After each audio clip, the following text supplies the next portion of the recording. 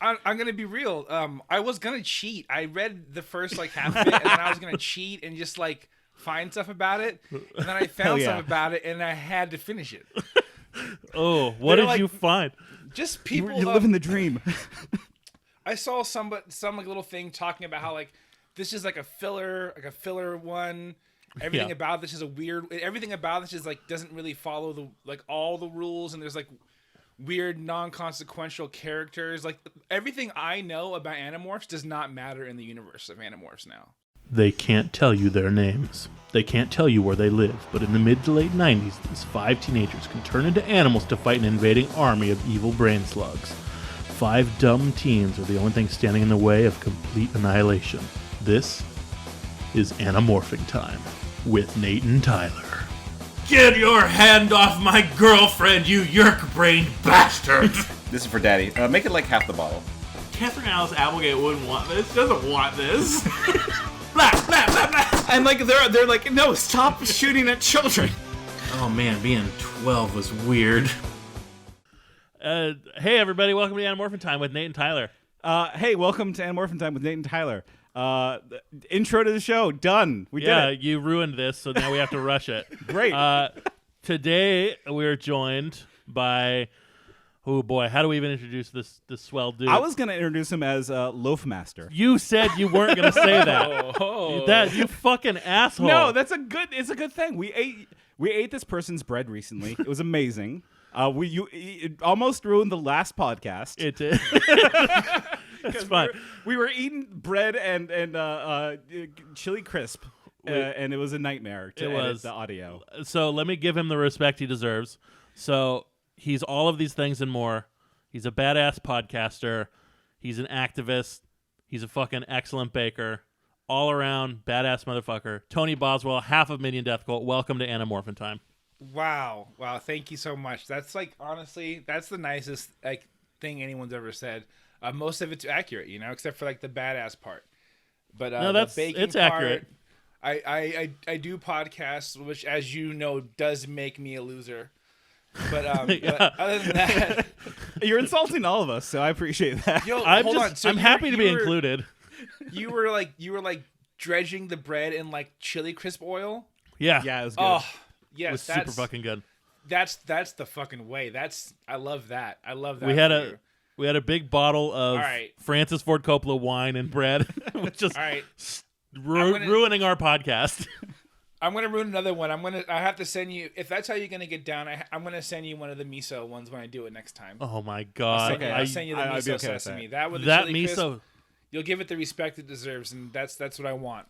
I'll keep in the eating sounds in the next episode, so everyone out there can hear the great sounds of bread. If you just whisper while you're eating, you can charge more for it.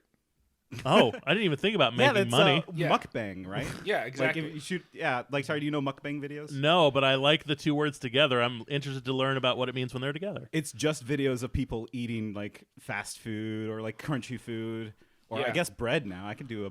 Would you be okay with me using your bread for a mukbang video? Absolutely. No, like it's funny. The slicing videos, I legit get like horny DMs for those, and it's like really flattering.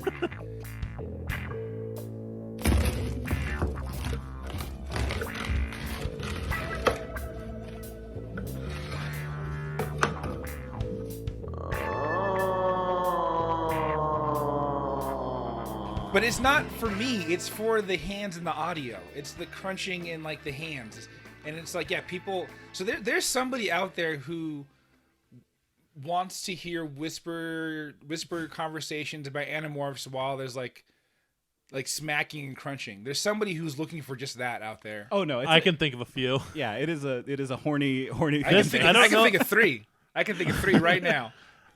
I don't know how much. Why don't we just ask? What is your history with Animorphs? Do you have a history with Animorphs? None. I think that I remember when it came out.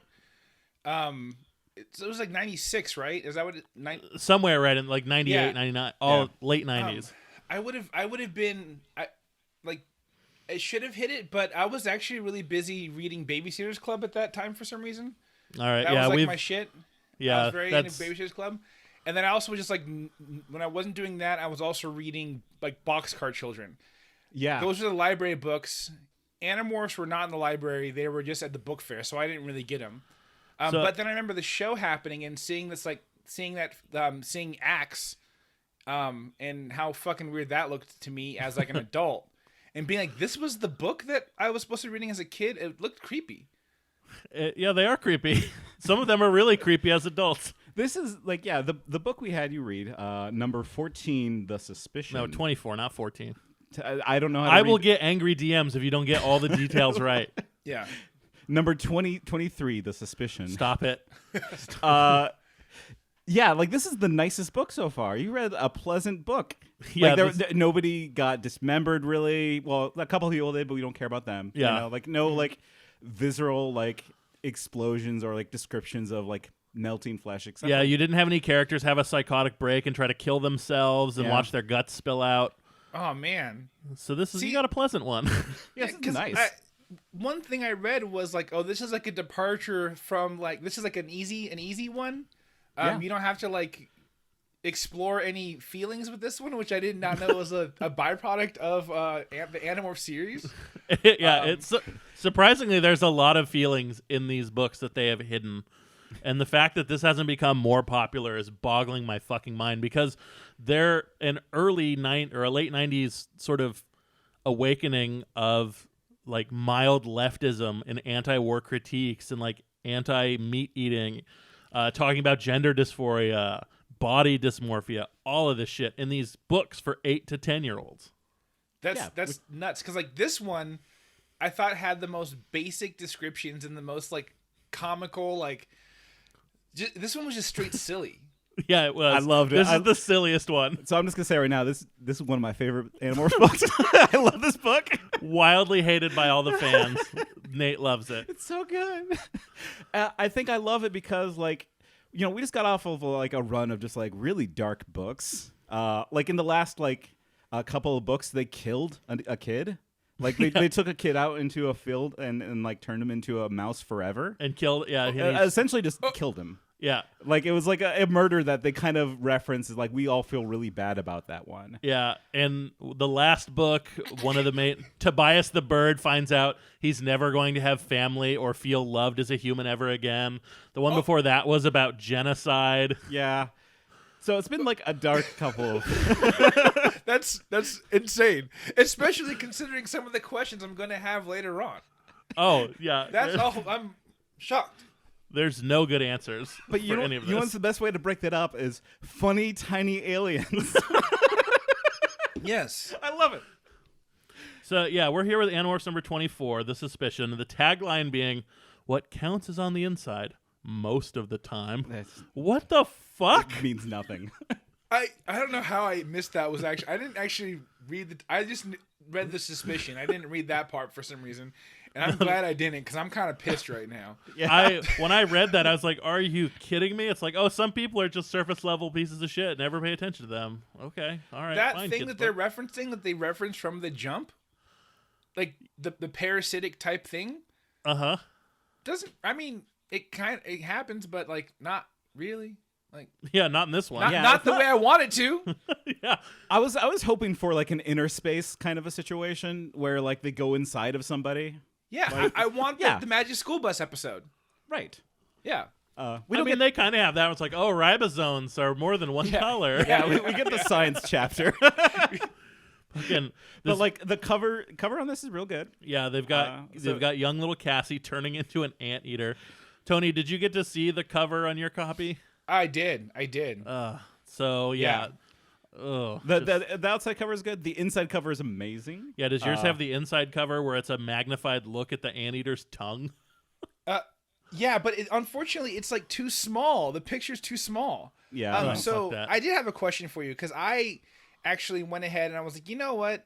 I think you need to support the arts. I'm going to pay for this. So I paid on some reader for like it. $3.99 And or something, right? what I'm wondering is, the punctuation thing, is that a thing throughout? Is that on all the books? Yeah. Is there fucked up punctuation? There is. Yeah. So when they get shrunk down, like I guess the text is supposed to be super tiny when they talk. Is that right? in the hard book, because you want to know who the nerd is, Tony. You say you're a nerd for a podcaster. I own the Animorphs books. So, but like, Is yeah, it yours has holographic? No, I It wish. just has like a sheen. It's Yeah. the light, yeah. It's making it look holographic. I'm gonna run with that. I like that idea. All right, yeah. I like it better, too. In general, I just miss holographs. They need to Yeah. make more of those. Let's get a Bible with a holograph cover. I'd read it then. That's the way you get to read the Bible. Is 3D Jesus coming right at you. Less Bruce Jenner holograms, more holographs. Yeah. Yeah. But like, yeah, the Kindle version has messed up text where like it's not small, Oh, but they that's a reference bummer. it as being small. So. Well, they put it in. Okay, that's what's happening. They're using Yeah. brackets. Like oh no! Oh, I know that's what's just- going Oh, on. The That- brackets, it's that's the way that normal. they're communicating. It's like I got what they're doing, but I feel like I was reading a script and not a book. Yeah, that's their brain talk. That's so. When they talk in their Okay. brains. Okay, see, that's what I was missing because that's a question I think I'm going to address later, but that might answer some stuff for me. All right, cool. Yeah, they don't really explain that in this one. The explanations are just kind of fast. It's like, you- oh, he's a centaur scorpion. Yeah, you kind of have to like have a little bit of a background here, but I still enjoyed it. We really... Well, and my whole thing with like bringing people that like aren't familiar with the series on is that as a kid you just kind of find these books. You know, like when I was reading books, I never started at like number 1 of a series. It was just like what was hanging around like the classroom library or whatever. You know. So yeah, I'm glad you were confused. I want to know. Well, I want to know like what's confusing. Thank about you the for stuff. coming on. We're happy you're confused.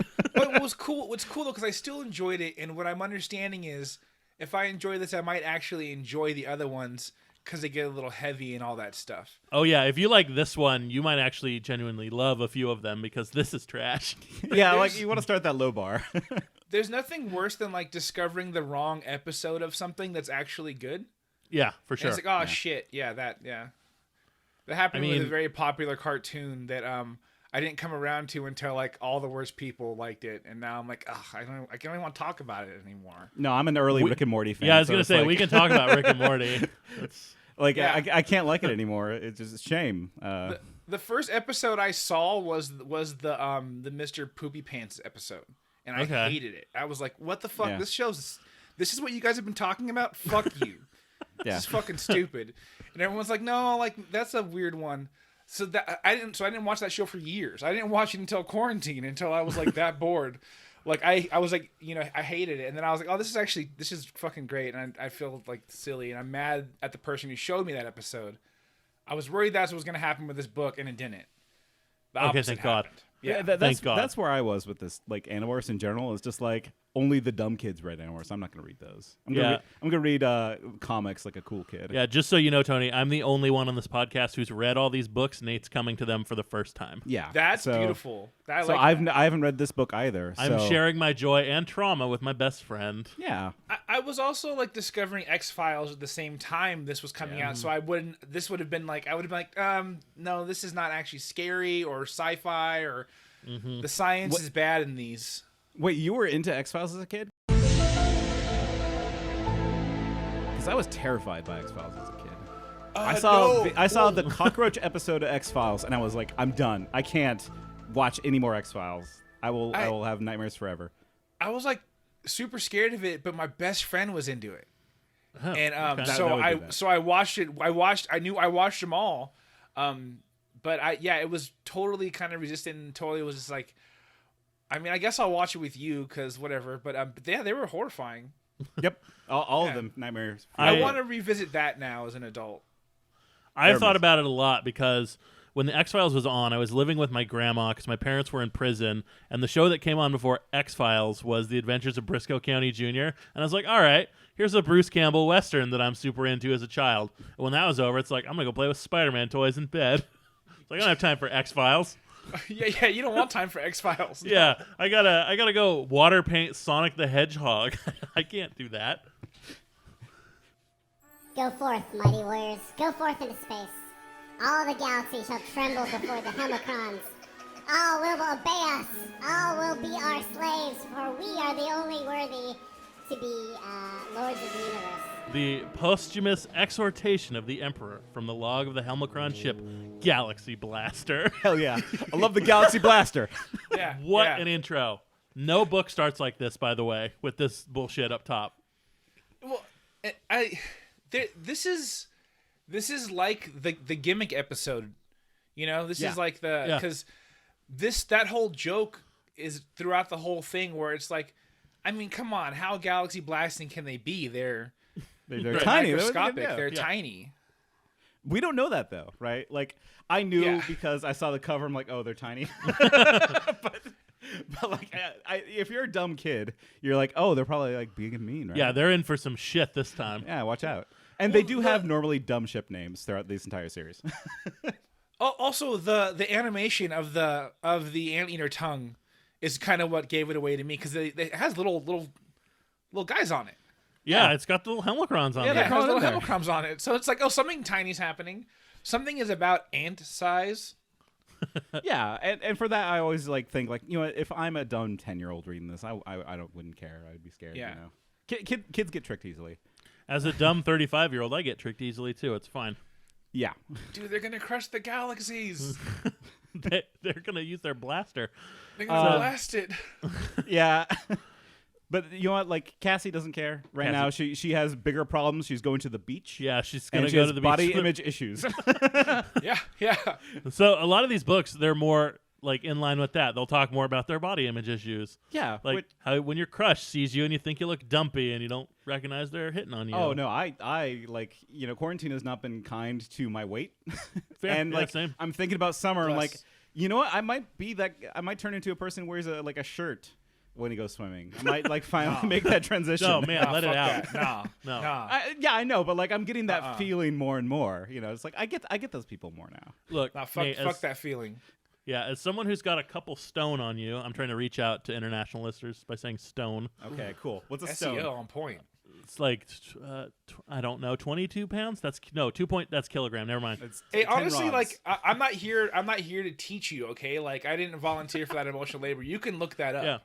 Yeah. Right. It's not our job to educate you, Nate. You can look up stone, but you just lean into it. Confidence is what matters. No, like thank you for nourishing my curiosity. I will go research this on my own time. Take your shirt off.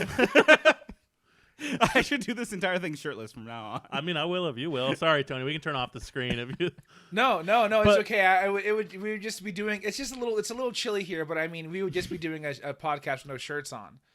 But it would be in solidarity, and it would be, you know, it would be in practice for the summer. Yeah. We got to get Nate ready. I need to train myself up.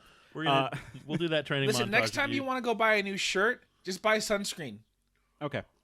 Yeah, I'll do that. Yeah, that'll do it. That'll hide my weird nipples. Tony, they're so weird. Tony, they're so weird. I've seen them hundreds of times. And no, they're so unique. Okay, they're so special. Thank you. They're yours. I'm touched. I'm glad they're yours.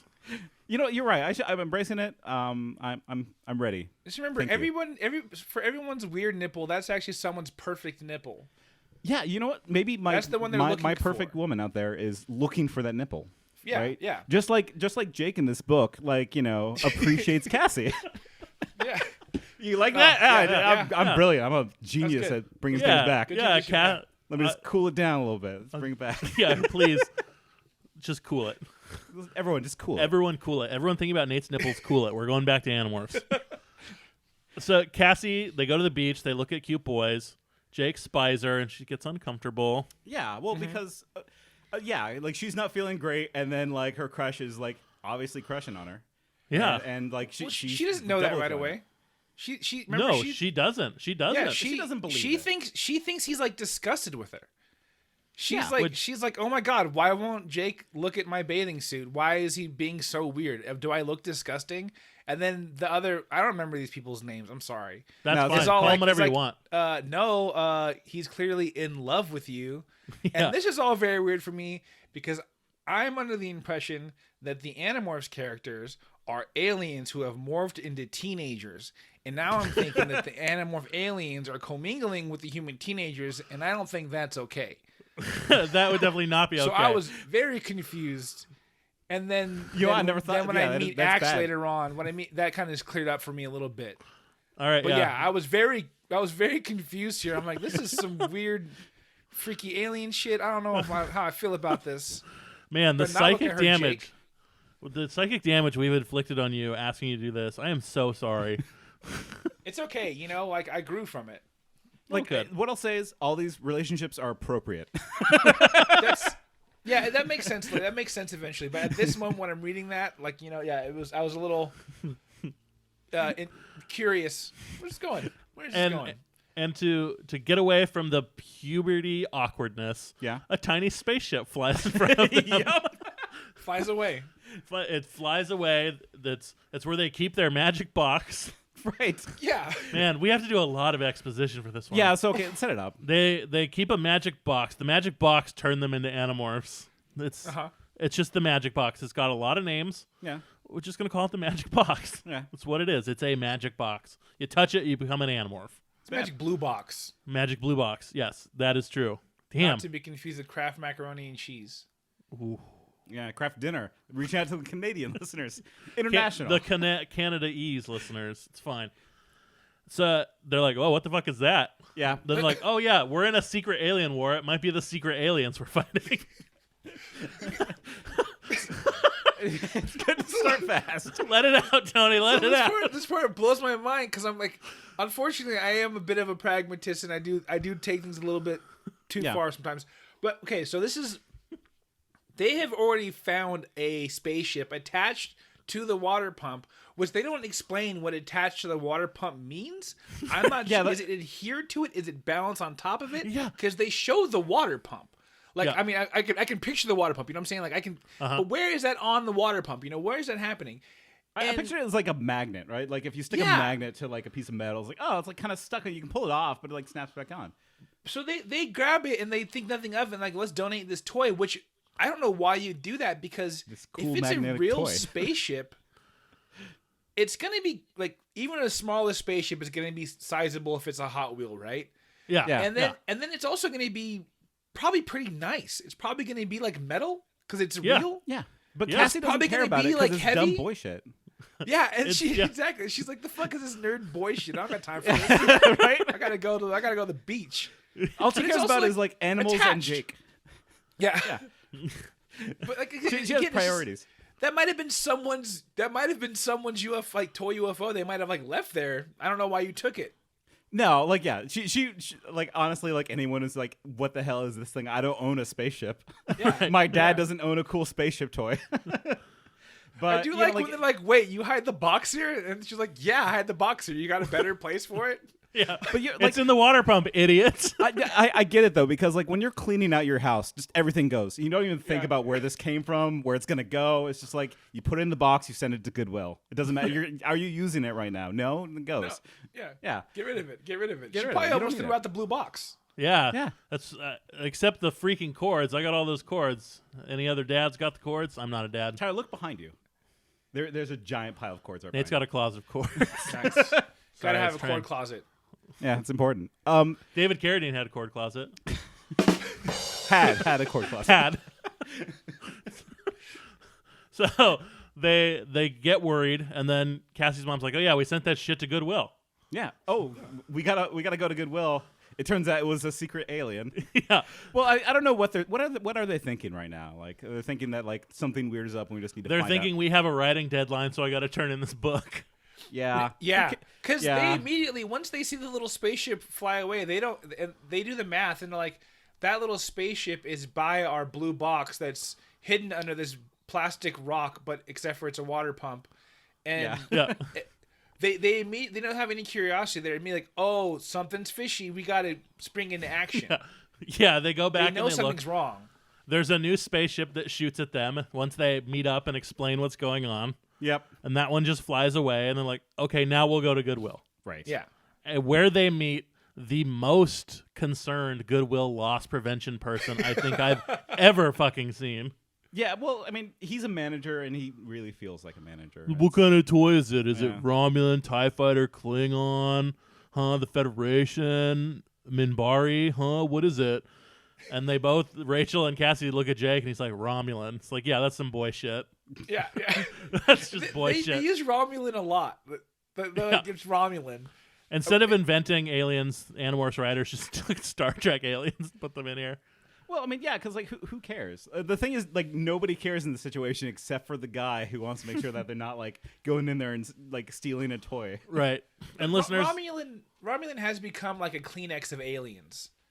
okay, yeah. You know. Okay. I want to come in a lot of Romulans. That's it. I mean, listen, they're hot. Like, What? I don't want to keep washing the towel. Tyler, I use the Kleenex. What if Leonard Nimoy was evil? Would that make him a little bit hotter? Yeah, he's got a goatee. Yeah, there you go, right? Yeah, Romulans are like, yeah, you'd want to do that to the Romulans. The math Yeah, adds up. if you can come in something, come in a Romulan. That's what we say. Yeah, it's good You got the advice. option. And inversely, I'd say never go to Goodwill. Yeah, Goodwill's a piece of shit company. Never go to it. yeah. So I don't know how you feel about Goodwill, Tony, but we hate it. Goodwill's garbage. I know I hate Salvation Army. I didn't know I hated Goodwill, but I'm going to should go hate ahead both. and- you know what? Yeah. You know what? Fuck Goodwill. You want some Goodwill facts? I got them ready. Yeah, like yeah. it's, Tell me about Goodwill real fast. So they 1/8 of their giant income a year. That's what goes to charity. Yeah. so all that shit that was donated, the cool alien space toy, and like an eighth Yeah. of that goes to charity. As of 2009, Goodwill was legally able to pay 7,300 people across a bunch of states like 27 cents an hour. They have unsafe working conditions to the point where multiple developmentally delayed people have died from injuries they got at Goodwill. yeah, it's fucked up. Like, and if you think Oh, about and the if shit- they can't resell your shit, they just ship it overseas, which has been shown to be bad for the environment and for developing countries. yeah. So we say, fuck Goodwill. Yeah, fuck Goodwill. Think about all of like the I hate nasty that. things that get donated to Goodwill, right? And like you have to go through there. There's like probably like sharps everywhere in the donation pile, and it's like whatever like biohazards might be hanging around Right. there. Like that they're not going back there and like making sure things are safe, Right. right? So Yeah. that's why this manager really sucks, as it turns out. Yeah. Not because he's just like a lame nerd working. Yeah. At the It Yeah. sucks so bad that we like even thrifting sucks. Yeah, there's nothing we can do to live with a healthy soul, I would say. Yeah. The no good consumption is like it's not hyperbole. Unfortunately, you can't even you can't even thrift. Right. Yeah. It's like you look at eating a plant-based diet, even that is causing some form of misery. It fucking sucks. Hey, we don't talk about that, okay? All right. No. I'm All right, saying I'm just kidding. I was Tyler, he's gonna leave. I'm on your side. yeah.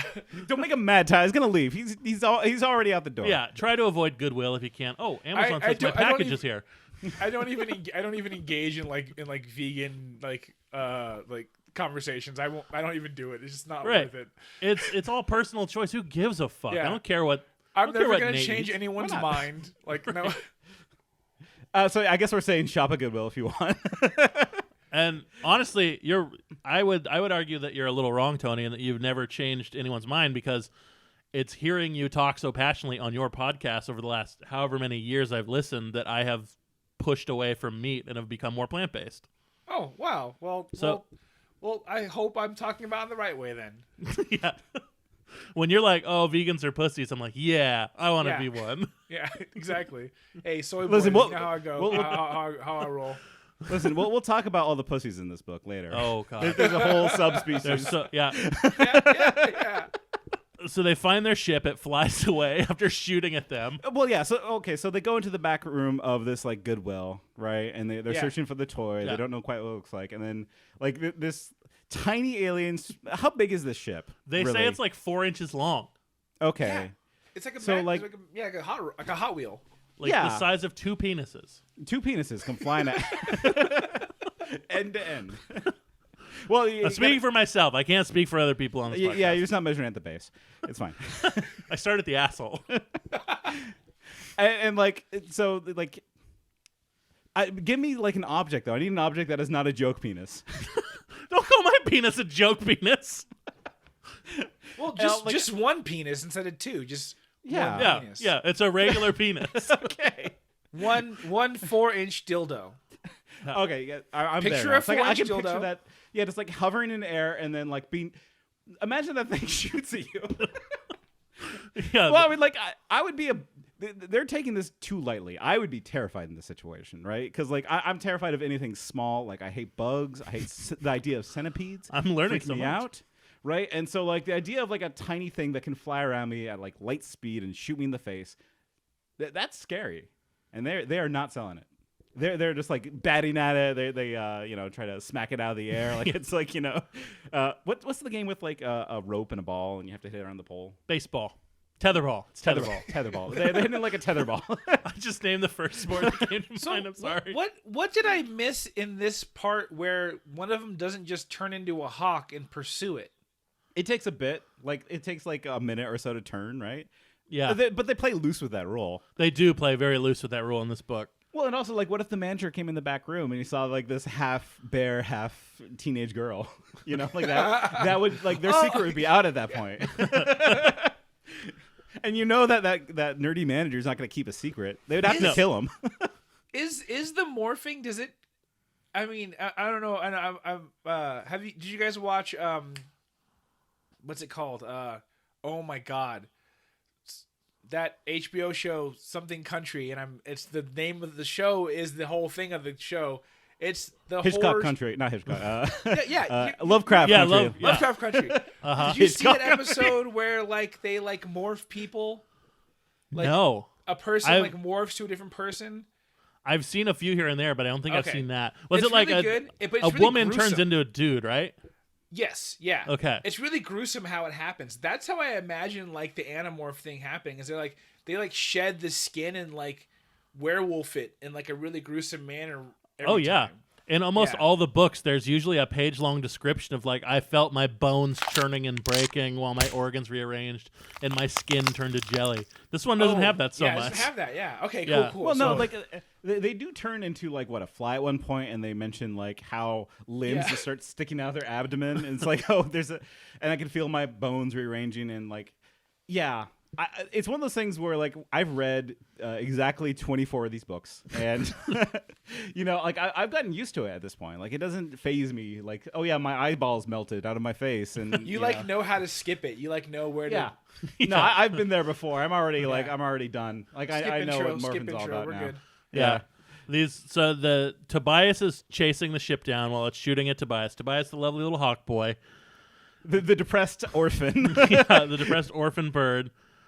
And the other ones show up. They start to do a weird dog fight, and it's all a bunch of action that's not super interesting. Yeah. They get to the barn. Right. The helmacrons grab the box, fly into the barn, and Cassie's like, "Aha, I've got them." Yeah. So she turns human, and they're like, "You better bow to us. You're our slaves now. We're going to destroy you. Subjugate yourselves to the will of the helmacrons." And Cassie's like, I don't mean to be insensitive or sizist, but can you please be nice to me? Yeah. Like, in some ways, like I like Cassie a lot. Like I mentioned that through the series. I relate to her a lot because like she's just a nice like coward who just wants everybody to get along, and like I respond to those feelings. But like this isn't the right time for this. No, this is not that. Like they're obviously little assholes, and you need to like really like just hit them with a brick. Tony, if someone was threatening you and they had a credible way to kill you, would you make sure you don't call them slurs? Yeah, I would try. To because I wouldn't be talking much. Yeah, like in this particular situation, it is kind of like a non-aggression pact, right? Where like, for instance, bugs in my house, I typically leave them be. But if a bee's got me cornered and like I'm fucked and there's like a hornet in my bed, I'm gonna smash it if I can. Yeah, the hornet that wants to kill you. Yeah. Yeah, you got it, because that's what this is a large animal that's like a small animal that's attacking them. Like just step on this thing. Yeah. And it's saying, I want to kill you and make you my slave, or if you're not my slave, I'll kill you. They talk about a lot of science in this about changing size and the things that happen in this, right? One thing they're really bad about is the principle of sound and how sound works. They never really talk about that. Like how is she hearing them? What do they sound like? Oh, they're using their thought speak, like the bracket stuff. That appears in your brain. You hear that with your brain. Okay, so other aliens can do that too. Yes. Okay. Anyone, like people can use it to project like machines, or when they're in morph, they can use it. The brain speak was really a big breakthrough for me right now because the Jack scene later on with the dad was like, what? How have they done 24 books with this? Right. It's not good shit. It's really not. And they've got their box. Cassie's like, I'll step on you. And they're like, no, maybe you won't. And so they shrink her, Marco, and Tobias down into tiny little people and a bird. Yeah, which, like, it's kind of their fault a little bit. They should have... The Rachel approach was the best one. Just hit them with a brick. Yeah. Just go in there and just brick them. Ha! Your glory in your swollen, bloated bulk, human. You dare to defy us. We shall see how bold you are when you are the same size as we. Now you will taste bitter defeat. Now you will feel the sting of eternal humiliation. This is a running joke, right? This is like a joke they're doing just for these particular characters, right? Yeah, nobody acts this cartoonish and stupid. Yeah. Yeah, because the whole joke is they're tiny, but they're like so big in their egos. personality. Yeah, big ego. Yeah. Like, okay. they've got all the bravado. Like the villain at the end of the villain at the end of this book, Visser 3, when he shows up in regular books, he just kills people. He's like, he'll make a big monologue like, I can't wait to rip you apart. Like, but then he kills people. These are just like, ah, ha, ha, ha, you are eternally stupid. We have the biggest brains, though we are small. Yeah. Yeah, I love them, though, because, like, they're just annoying pricks. And, like, yes, this is kid comedy, right? Like, this is Warner Brothers shit. This is, like, And, yeah. I mean, let's be real. I'll spoil something right now. We shouldn't call them annoying pricks, because they're all bitches. That's true. They do not have pricks, as it turns out. Oh, actually, I don't know what their general at least the situation ones is in like. charge. Maybe There's nothing. But yeah, like I do love them though because they know who they are, and I appreciate characters that know who they are. They know who they are and what they want. They want the universe to bow before them. They want two things: they want power and the cool cube to get power. So they want one thing. Yeah, first you get the cube, then you get the power. Yeah, exactly. And they get that, and so like they shrink down. And well, yeah, here's the thing: they don't have the technology to go big. So they bring everyone down to their size. See, Yeah. Yeah. I do love how the 1996 approach to like really breaking gender norms is like still really leaning into like this 2-gender construct. It's just how things are a little different. Listen, you don't want to hear them talk about race. Oh my god. Yeah. I feel like it's going to be a bummer. It is. It really Every is. single like black person they introduce are like, listen, Jamal doesn't steal from people or anything, and he can read like no other. Well, in the start of this book, Cassie, who is the black character, they describe her as one with the earth and sensitive and always having the answers. And it's like, oh. Well, in this book, they don't even bring it up. Like, they don't. She's not a character in this. It is very colorblind, right? So it's Yeah, like one of those hell things yeah. when it does come up, it's just like, oh no, you just stop. Well, let me ask you a question, okay? Yeah. Let me ask you a question. What shit. What race, what ethnicity, what minority is an anteater? See? This stuff doesn't matter in the end. It doesn't matter. Well, I mean, they have like a genus, right? A species. I don't know. I mean, I was in charge of looking up the facts, and I don't know. Yeah, Tyler. Yeah, they probably do. It's a good move to avoid the word genus when speaking about ethnicity and race. It's a slippery slope. The wrong people get excited. Ooh, race science. Talk about the skulls. Talk about the skulls. Oh, you got there just before I did. No, let's all just be one race. Yeah. Well, that's another. Let's No. learn. Well, here's the thing about Axe. The deal is though, we're all going to be one race, but it's all going to be black, and you're still going to have the same recourse. There's still going to be something else that's going to be doing the things that are happening to us, Yeah, to 'cause everybody. So that's the deal. even if we're all in harmony, there's going to be some helmacron asshole coming up trying to fuck your shit up. Yeah. And we're also going to have the advantage of like we've been playing basketball black the whole time. You'd only been doing it for like a week at that point, so we're still going to have a bit of an advantage on you. I mean, you'll definitely win at basketball. What am I going to win at? Nothing. I'm going to be honest, nothing. That's the Nothing. thing about race Nothing. science. Well, hold is on. that, I'm real good we at are the video games, superior though. athletes. I'm real good at video games. A lot of Oh, yeah, practice. okay, yeah. I'll give you that. Yeah. Whatever way there is to be soft, we got you beat. I don't want to do more race science on this podcast. It's just sad how bad I am at video games. I'm terrible at video games. I'm You're terrible not at video good at them games? at all. Yeah, Why? I'm not good at them at all. I don't. This is the I don't perfect know. time. You're in quarantine. I bought a I'll PlayStation. send you a video game if you want a video game. I have plenty. I don't. It just. They don't. I don't know what. I'm just bad at it. Nate, he's a cool person with hobbies. No. Oh shit. We don't. That's not it. Sorry, I won't slander you any further. I would have gone with a parent. Like I feel like that eats up more of your time. Well, it sucks because like she's gonna be bad at video games when like it's important for her to be good at video games. You know. Well, it's important for someone to be good at video games. I don't know. All her friends play Fortnite, and she's like, "Dad, talk to me about this." I'm like, "I can't. You can get it. You can go get it. I'll get it for you, but I can't. I don't know." And then I'm like, "Here, listen to this song. It's gonna explain some stuff." And then I play that song for her. Yeah, the Chug Jug song. You know the one. What? You don't have like the little kid Don't- singing the Fortnite song? We don't. We don't.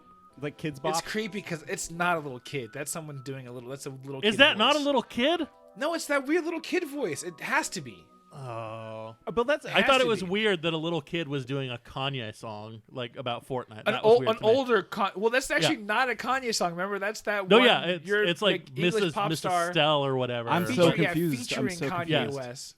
You don't know what It's like that song's old. London Boy, right? Yeah, but like American Boy. American Boy. God Oh, damn it. yeah, I okay. can't figure this shit out. Number 1 victory royale, yeah, Fortnite, we bout to get down. 10 kills on the board right now, just wiped out Tomato Town. My friend has gone down, I revived him. Yeah, now no, I know he's where I'm at now. southbound. That song's Yeah. like 10 years old. Yeah, look up the The Fortnite kid song. It that's sucks. supposed to be doing that is supposed to be around 10, 11 years old. But like, there's no way. That's an adult doing a kid's thing to become a viral song. It's Ugh. real creepy, and I hate it. But I in hate a it way, so that's much. all these books, though. Like all the kids' tones are like, whenever the kids try to say a kid thing in these books, are always like, they sound like a mom writing these books Because right? it's a mom writing these It books. is a mom writing these books, and the thing about Cassie too is that she has the most mom tone of them all, right? Like Well, they're supposed to be exceptional teenagers. Like, and exceptional teenagers do sound like moms.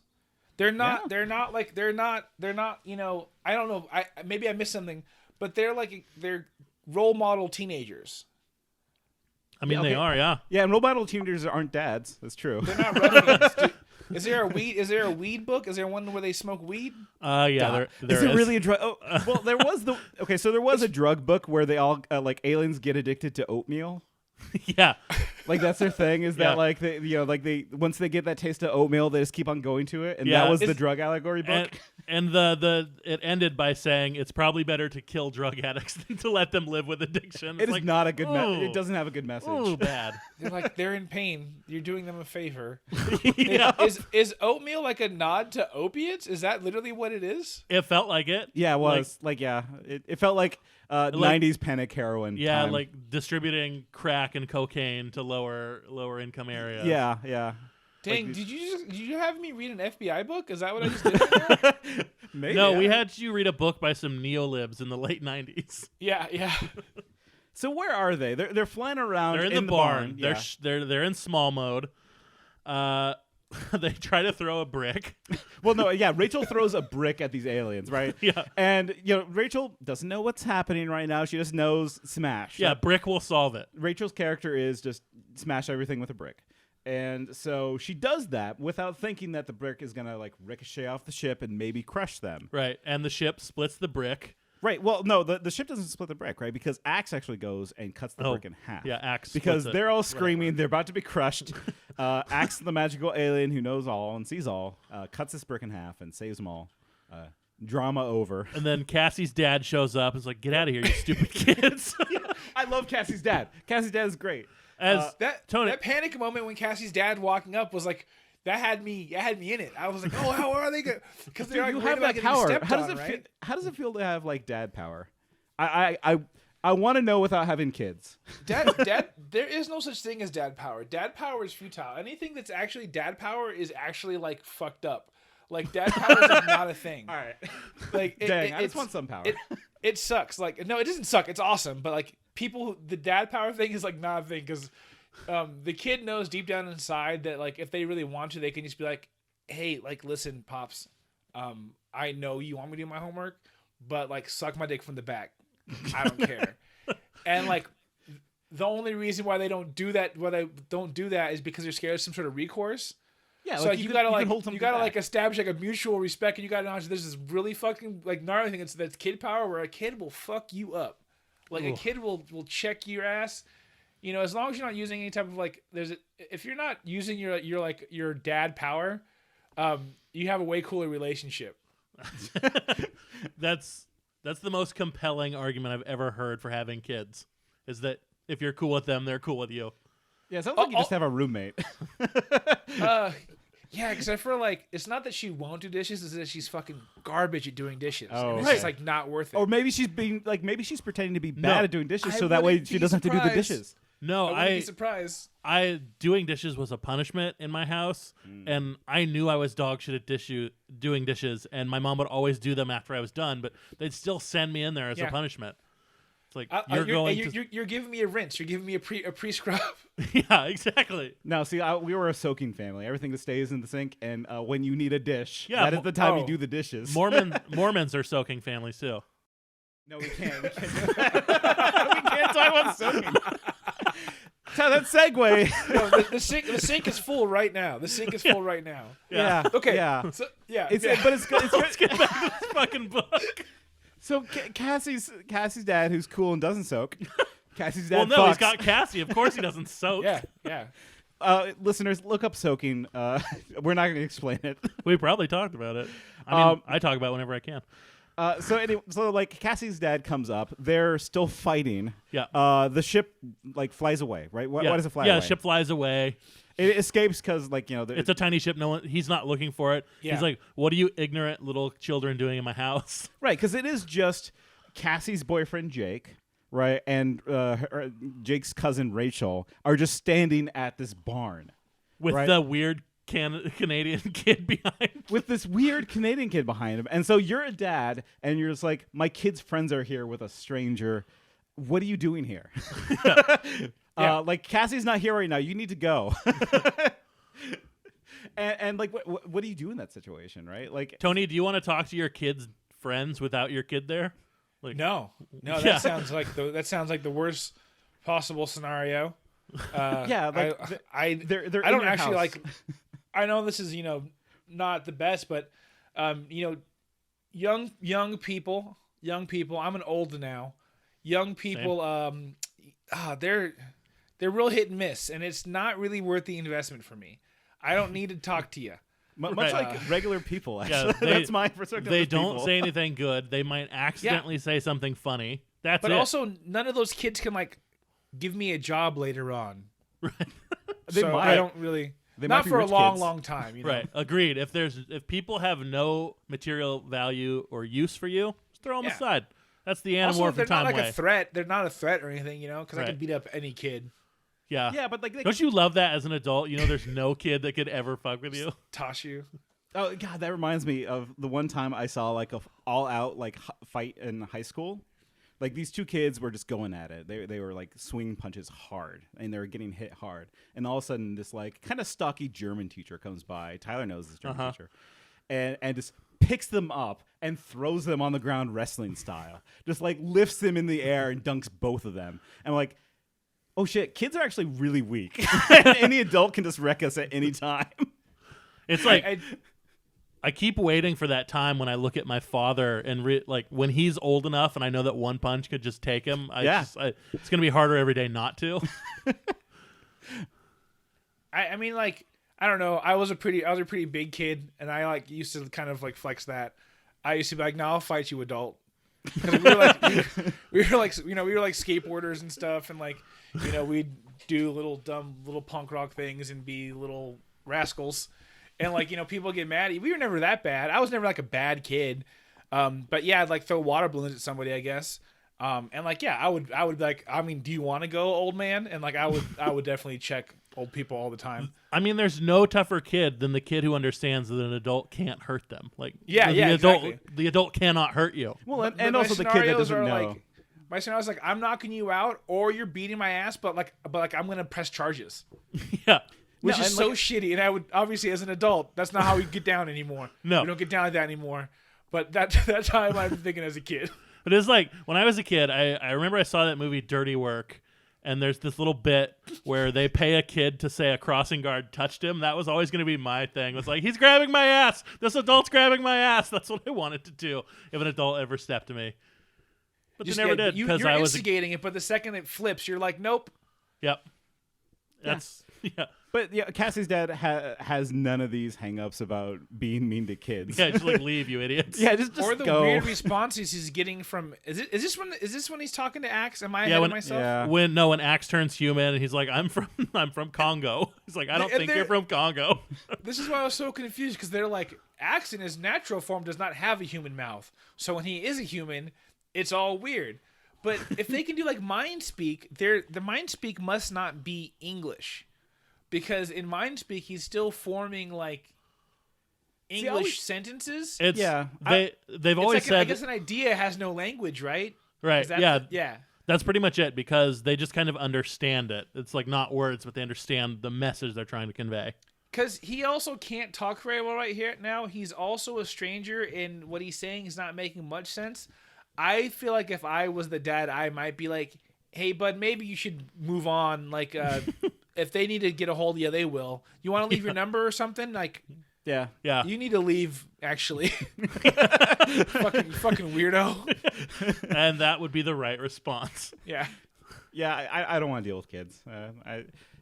Occasionally funny, normally just annoying though. Yeah. Yeah. Yeah. No kids on this podcast. So yeah, they so they leave, right? Yeah. What are you gonna do? Yeah. So then our tiny young friends. They're trapped under dust rocks and like, oh my god, I can't breathe. Yeah. Wait, oh yes I can. Oh, and Yeah. I'm super strong now. Yeah, like they explain that they're super strong, like Ant-Man, right? They can like lift things up that are a million times their size, and they feel like $1 million. Never comes up again in this book. Yeah. Never. Yeah. They just- Never. Oh, we They could just- jump high, too. We're not going to use this later on. We're just Yeah, gonna- no, like it boggles me. Like that's a great setup. Like, oh shit, they're super strong. Are they gonna like punch this ship out of the air? That'd Right. be super cool. Yeah. But no, never happens. Nope. this Chekhov's gun had no bullets in it. It's Nope. just stupid. It's just cool. They're strong now. Because I read this book as a kid, sure, and I was like, when do they use their superpowers? Never. Never. Never. So in come the helmacrons. Yeah, the two ships land. They've got the silver ones and the magenta ones, and the helmacrons are described physically like this. Their heads were all we saw at first. They were perfectly flat on top, quite wide. From that flat top, their faces came down in a sort of squashed inverted pyramid to a hooked, barbed chin. Eyes sat atop the flat heads like big green marbles that looked like they could roll off at any moment. Their mouth parts looked insect-like, with gnashing sideways teeth. Like, that's our helmacrons. Oh, they've also got 4 legs. Yeah. They've got a set of legs, then an extra set of legs. Yeah. Why not? So these They flat top. even, for a second, they're like almost built like a human if you ignore the second set of legs. How is that? How is that almost like a human? Yeah, it's They- like All they you're have a saying is it torso. has a torso. Yeah, that's it. Yeah. yeah, it's like, oh, they look like most humans with their flat heads, their rolling marble eyes, and their gnashing insect mouths. The eyes are the things that get me. Like, I have a thing with eyes where it's like, they can pop out of your socket any second. That terrifies me. The idea of just like open eyes just on the top of your head, they can just roll Yeah. off at any time. Like, that sucks. I would not want to be a helmacron. They sound like a miserable species. Now, in the beginning of this, they describe them as like being able to creep into the crevices of your brain, right? That's the Yerks. Those are the brain slugs. the evil okay. brain slugs. See, I thought these were the same. That was so okay. That Yeah. makes a lot more sense. Yep. I was like, that doesn't make any sense. I don't see this thing getting flat.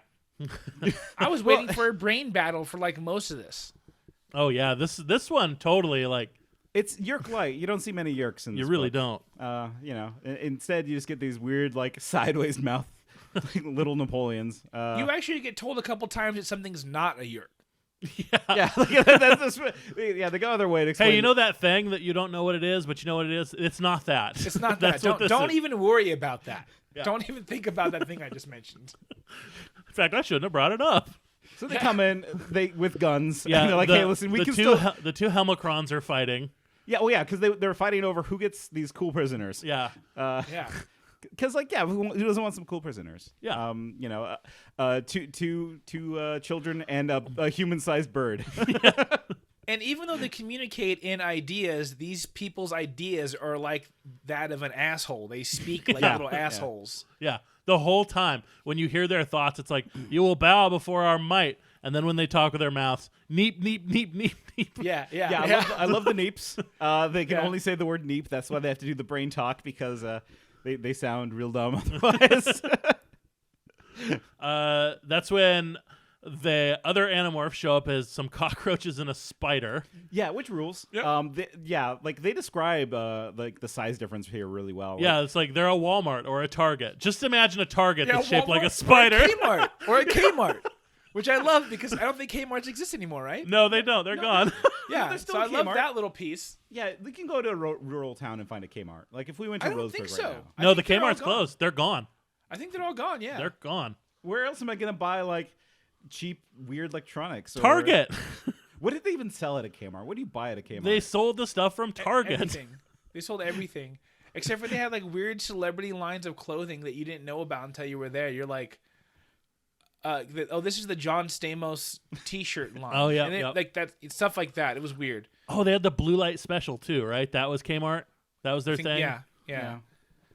Who cares? Rip Kmart. I mean, one of these books, one of the plot points revolves getting to a Circuit City in time, so it's Oh, I love that. relic here. But yeah, this is the most effort they put into describing something is how big these things are and how the descriptions of like that battle and how huge these things are and the spider are so funny to me. They're fucking hilarious. Yeah, and this is where I really like. Okay, how exactly big are they? I'm a bit lost because before they're the size of like a grain of sand, right? Because a grain of sand was about to crush them. Well, here, let me make it as explicit and as clear for you as I can using the text. Okay. Oh no. Next time you go to a Walmart or a Kmart or a Target or a big grocery store, stand out front, look at it, and think cockroach. Big cockroach. Okay. That sucks. Let me This continue. could have just been like go into a department store. Okay, I found a better description. This is Okay. right after that. All right. They were very, very big. Cool. Thanks. Yeah. Okay. They're big. And this changes. Like they were not keeping track of how big these dudes were. But yeah. So in come these like building sized cockroach and like a skyscraper sized like wolf spider. That was They that was horrifying. That was like the scariest thing ever. Yeah, and they're they- talking about how scared they are of it, even though they know they're not supposed to be, but they're shitting themselves. Well, I mean, like, Tony, have you ever been to like a building that was gigantic, like New York City or some like skyscraper-sized building where like this is me trying to tell my story. That's why I asked the question. He asks you a question and then answers it himself. This is the Nate method. Welcome to the Nate method. But like I've been to the second tallest building in the world, the Taipei 101. This is me bragging about me being to a Tallest building in the world, Trump Tower. metaphorically, yes. But like it's a building that's so tall that where like you stand next to it and it feels like it's curving on top of you. That like this idea of like height where just like you look up and it feels like it's gonna crash down on you. It's terrifying when you're like have that perspective against something so gigantic. Mm-hmm. You should have written this book. That Yeah. sounds better than that. That No. sounds better than this was very, very big. Okay, but like here's how you get there. You like fall down in front of a Kmart, and it's like, what if I was this size in front of a Kmart? But I can relate to this a little bit though, because I did get to go to I think it was whatever theme park it was that had the Honey I Shrunk the Kids walk that- through. Ooh. They had man, I like wanted the to do it as a giant kid. blades of grass Yeah. and like the giant ant. So I've actually been in these almost exact shoes, except this is even more grandiose. This is even bigger. This is even bigger. I love Honey I Shrunk the Kids. Why is that? Me too, because when I remembered that right now, I got a huge rush of like nostalgia and Yeah. like Oh yeah, when they fight joy. the big, I was like, the oh, big I was cookie. into that. Yeah. When they're in the cereal, it's like, Or like, what was the big cookie? It was like a Little Debbie or something specific, where this like they get into. It was an filling- oatmeal cream pie, wasn't it? Yeah, it was an oatmeal cream Yeah, pie. yeah, they're like swimming Yeah. in it. Oh, God. And then they sleep in that big Lego. like all these Yeah, there's a memories. big- I'm like, make me feel good. Like, why kids today have kids? Shut the fuck up. Kids these days, they don't know what they're missing out on. They need to have a great like science fiction.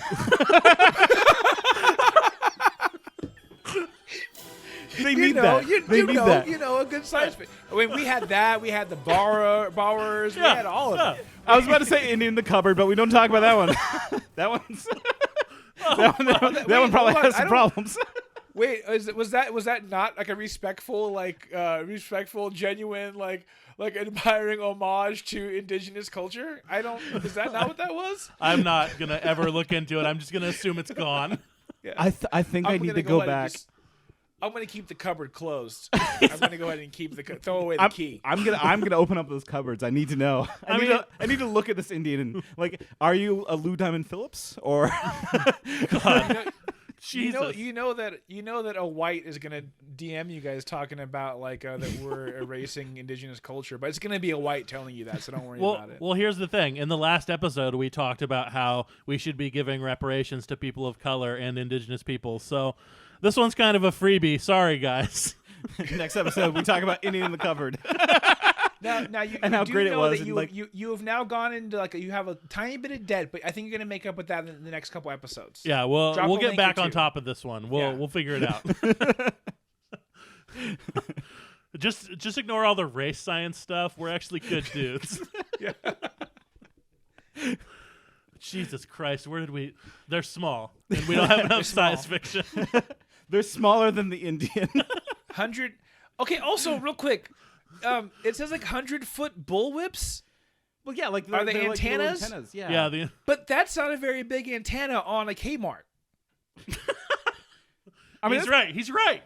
yeah, that's- but like, how big are they on a cockroach? Like, do they go all the way through? They're like, big. across- They're They're big body fuckers. length. Yeah. Okay. I've seen I can go Joe's get apartment enough to know that they're huge. Yeah. Okay. I live in Tony's apartment right now. I have a little buddy problem right now. It's the fucking worst. Oh man. Look, I have got carpenter ants. I don't know what to do about them. They're just big and scary. Just live in an apartment. They take care of them in here. So I got lucky. I just live in the desert, so I have all kinds of little critters that come through here. Yeah. So find a cockroach. Tell us how big their antennas are. Yeah. Well, It's I'm like- gonna find a wolf spider, and I'm gonna tell you to think about this, but smaller. You're a Kmart asshole. You're right. It's hard to talk about how big or small things are. That's I'm sorry, Kay Applegate. I didn't mean to make fun of you. she was right when she said we shouldn't be sizist. Yeah, it's true. Yeah. So the plan they have, because their friends immediately get blasted by lasers. Yeah. Just Oh. ripped apart. Viscerally, Yeah. like the wolf spider is like 5 of its eyes are just burnt out. Yeah, and he says like, "Oh, I'm fine," and Cassie's like, "Wow, he's remarkably calm while he's dying." Yeah. So that's what was confusing for me because they do say that if you die they acknowledge that. They say if you die in your morph, you die in real life. Yep. Right. But if you get damaged, do you not die? You just get damaged? So here's the fucked up part. If you let's say you're a spider and they cut off all your legs, they gouge out all your eyes, but you can still morph back human. You morph back fully human, but you still remember the feeling of being ripped apart. Okay, that sounds about right. That's so cool. Yeah. So There's a lot couple of ideas that are in this that are pretty fucking wild. as these books go on, like when they're not fighting aliens, it's like I woke up from a dream where they were ripping my guts out again, and I have to do homework right now. And it's like, oh fuck. No, like let's talk about Cassie's biggest trauma too. Like her big trauma point in this book so far is when she was a termite, and she's she's in love with animals. She respects nature more than people sometimes, and she killed a whole termite colony by eating the queen, just biting her head off as a termite. And she remembers just like, I could feel the head roll over and I was screaming inside while it was happening. And she thinks about this a lot through the series. And there's another part where she bites an alien's foot and rips its tendon off. She turns into a wolf, bites the alien's foot, rips the tendon out, goes home, goes to bed and starts brushing her teeth, and she's still got alien tendon in her teeth. Yeah. That's- That's not quite congruent with the whole thing, but Yeah. I like it. Yeah. Also, like, okay, biting an alien tenant, I kind of get something like that happening. Why, like, you're never supposed to punch down. Why was she killing a termite queen? Oh, but they were being mind controlled by the termites. It was a thing. She had justification. They were all okay. Yeah, this all make okay. Yeah. Once you know that, you're fine. Of course. I just didn't think about. Well, I mean, yeah, termite mind control's a thing. We all know about that parasite. Yeah. So they're small. They're losing this battle with the helmacrons. So Cassie Gives up. They quit. They're cowards. Well, no, they're not cowards. They're like, hey, listen, take us prisoner. You guys go. We'll be prisoners for you while you kind of go away and heal up. Yeah. Which Good plan. Good plan. Marco is angry at this plan, but he knows it's the right move. So yeah, they just become prisoners and they go onto the ship. And we finally get a peek at the helmacron hierarchy, which fucking rules. Yeah, I love the helmacrons. This is where I fell in love because it's like, all right, time to meet our leader. Here we go. And I'm like, okay, let's meet the helmacron leader because they've been talking about this leader through the little prologues of these chapters. And we meet the leader, and the leader's just this desiccated corpse. Yeah, it was fairly obvious how he had died. His arms and forelegs were shackled, bolted to the deck. 3 long steel swords were sticking through his body. It all looked very ceremonial. I'm like, yep. Oh, hell yeah. No, they have a dead Pope leader. This is great. It kind of rules. It super rules. Yeah. As we go on to learn, they kill all their leaders because leaders make mistakes. And if you have a dead leader, they never make mistakes. You know what? Yep. Yeah, we should do that. We should kill all of our leaders. Well, I mean, like, it's one of those. It's a thing of just like, you get to have power. You get to be a leader. It has to come at a cost. Nothing should be free when you get leadership. Yeah. Right? Yeah, absolutely. So you should, be impaled by swords. Yeah. And if there are any impressionable listeners out there, please kill the leaders. No, don't do that. It's satire. I don't think it has to be like that bad. I think what we need to do is just set up some sort of like electrolysis or like 1,000 cuts type thing where like every time somebody dies because of the failure of the leader, and that includes, side effects of the economics or being unhoused or not access to the resources. Every single time someone does die, you do get a tiny cut. I'm great with that plan. That sounds great. I think it's beautiful. Everybody under your purview as a leader gets to like take a piece of paper and give you a tiny paper cut. because I'm gonna be honest, I'm gonna be a little nationalist here. Like every like foreign person, it's one cut for every 5 foreign entities. Okay, yeah. We don't want them to bleed out the first day. We need them to last a couple more days. Okay, yeah. We need to give them a chance to fix the problems they're creating. Well, we'll do it's it in not stages, that I think right? they're less. It's that the math is that adds up. We need them to live for a couple hours. Yeah, the group is like, you let the old people do it first because they're bad at it, right? Then you let the teachers do it because, like they've earned it. Like teachers have hard jobs, so they should go and cut the leader first, and then you just open it up on the first. Oh, Jesus. wow. I wasn't even thinking about like having like citizen participation. Like you get to go do it. Yeah. Wait, that was the obvious. I'm sorry. That was obvious. Duh. It should be like voting. You wait in line for hours. Yeah. You get to slash Joe Biden just a little bit. It's the duty of the proletariat. We have to. Yeah. I like the paper cut by mail. I just mail in my paper cut. It's easier. They have to use the envelope. They have to use the envelope. I'll tell you, if doing violence to our elected officials was part of it, I would move to a red state in a heartbeat. Fucking. Well, we would also see like immediate transformation. Things would get better real fast. Yeah, but like things are not better for the helmacrons because they still follow this dead corpse. Yeah, everything is to honor the great leader. Yeah, so like there's some problems, things that need to be ironed out in this system. Like that's why you're right. You shouldn't kill the leader, right? You need somebody to actually like make the decisions. Well, man, committees are what's best. What I hear. Well, they have a committee system, right? Like they all like neep at each other and come to a consensus, and they do it. It's just that okay. So what happens next? Like, would they get brought to the leader? They're like, "This is our great leader. Isn't she great?" Yeah. Hey, dirty male! Can you come up here and show these slaves how to be males? Well, do they get to that part? Yeah, they have to go grovel. They have to grovel. That's right. Yeah. They grovel. Yeah. So Marco treats groveling like laying there having a good time. Good on Marco. He's like, yeah, no, this is how humans grovel. They just lay back. And Yeah, drink, humans grovel, just have a good time. They just drink umbrella drinks. This part's funny because they're thinking much faster than I've seen in this entire thing. Yeah. Like they do some things that are clever, but not this clever where they're like, oh, well, they don't know what humans do. Let's just do whatever the fuck we want. Well, when Marco's in control, he has the best plans. Like, really, if we boil down all the Animorphs, like, Marco's the one that has, like, the most realistic, like, benefits to me plans. Yeah, thought out plans. Because, like, yeah, he's a selfish guy in many respects. He seems a little cheeky, though. He seems a little cheeky. He is. He's a cheeky guy. There's some young Sheldon there. It's fine. You haven't even seen Young Sheldon. I know enough to know that he's a young Sheldon. You call all of them Young Sheldons. They're all young Sheldons. All children are young Sheldons until proven otherwise. Yeah, and, like... So he has practice, like, you know, gaming the system is right. what I'm trying to say. And yeah. Like, you know, he games the system a lot. Cassie is a mom, right? And moms very much do not know how to game any system unless it's like, you know, coupons, I guess. I don't know, actually. What is the mom gaming of the system? We're not the right people to ask. Tyler, We're not I'll moms. tell you this much. In this house, it's the checkbook. Tell you that much. No, I'm kidding. I don't have a wife. Yeah, just a bunch of single dudes having good times. No wives here. Yeah, No I got wives here. posters. No wife zone. Hey, if you're 3 wives looking for 3 husbands, hit our DMs. Reverse 7 bride for 7 brothers. Yep. But make it ethical and consensual, actually. But it must be 7. Yeah. I will only marry in groups of 7. Yeah. There must be consent and there must be 7. It's the number that's important. But like Cassie is the Kay Applegate surrogate in many ways, and I think that she just doesn't know how to like exploit a situation very well sometimes. Right. So Yeah.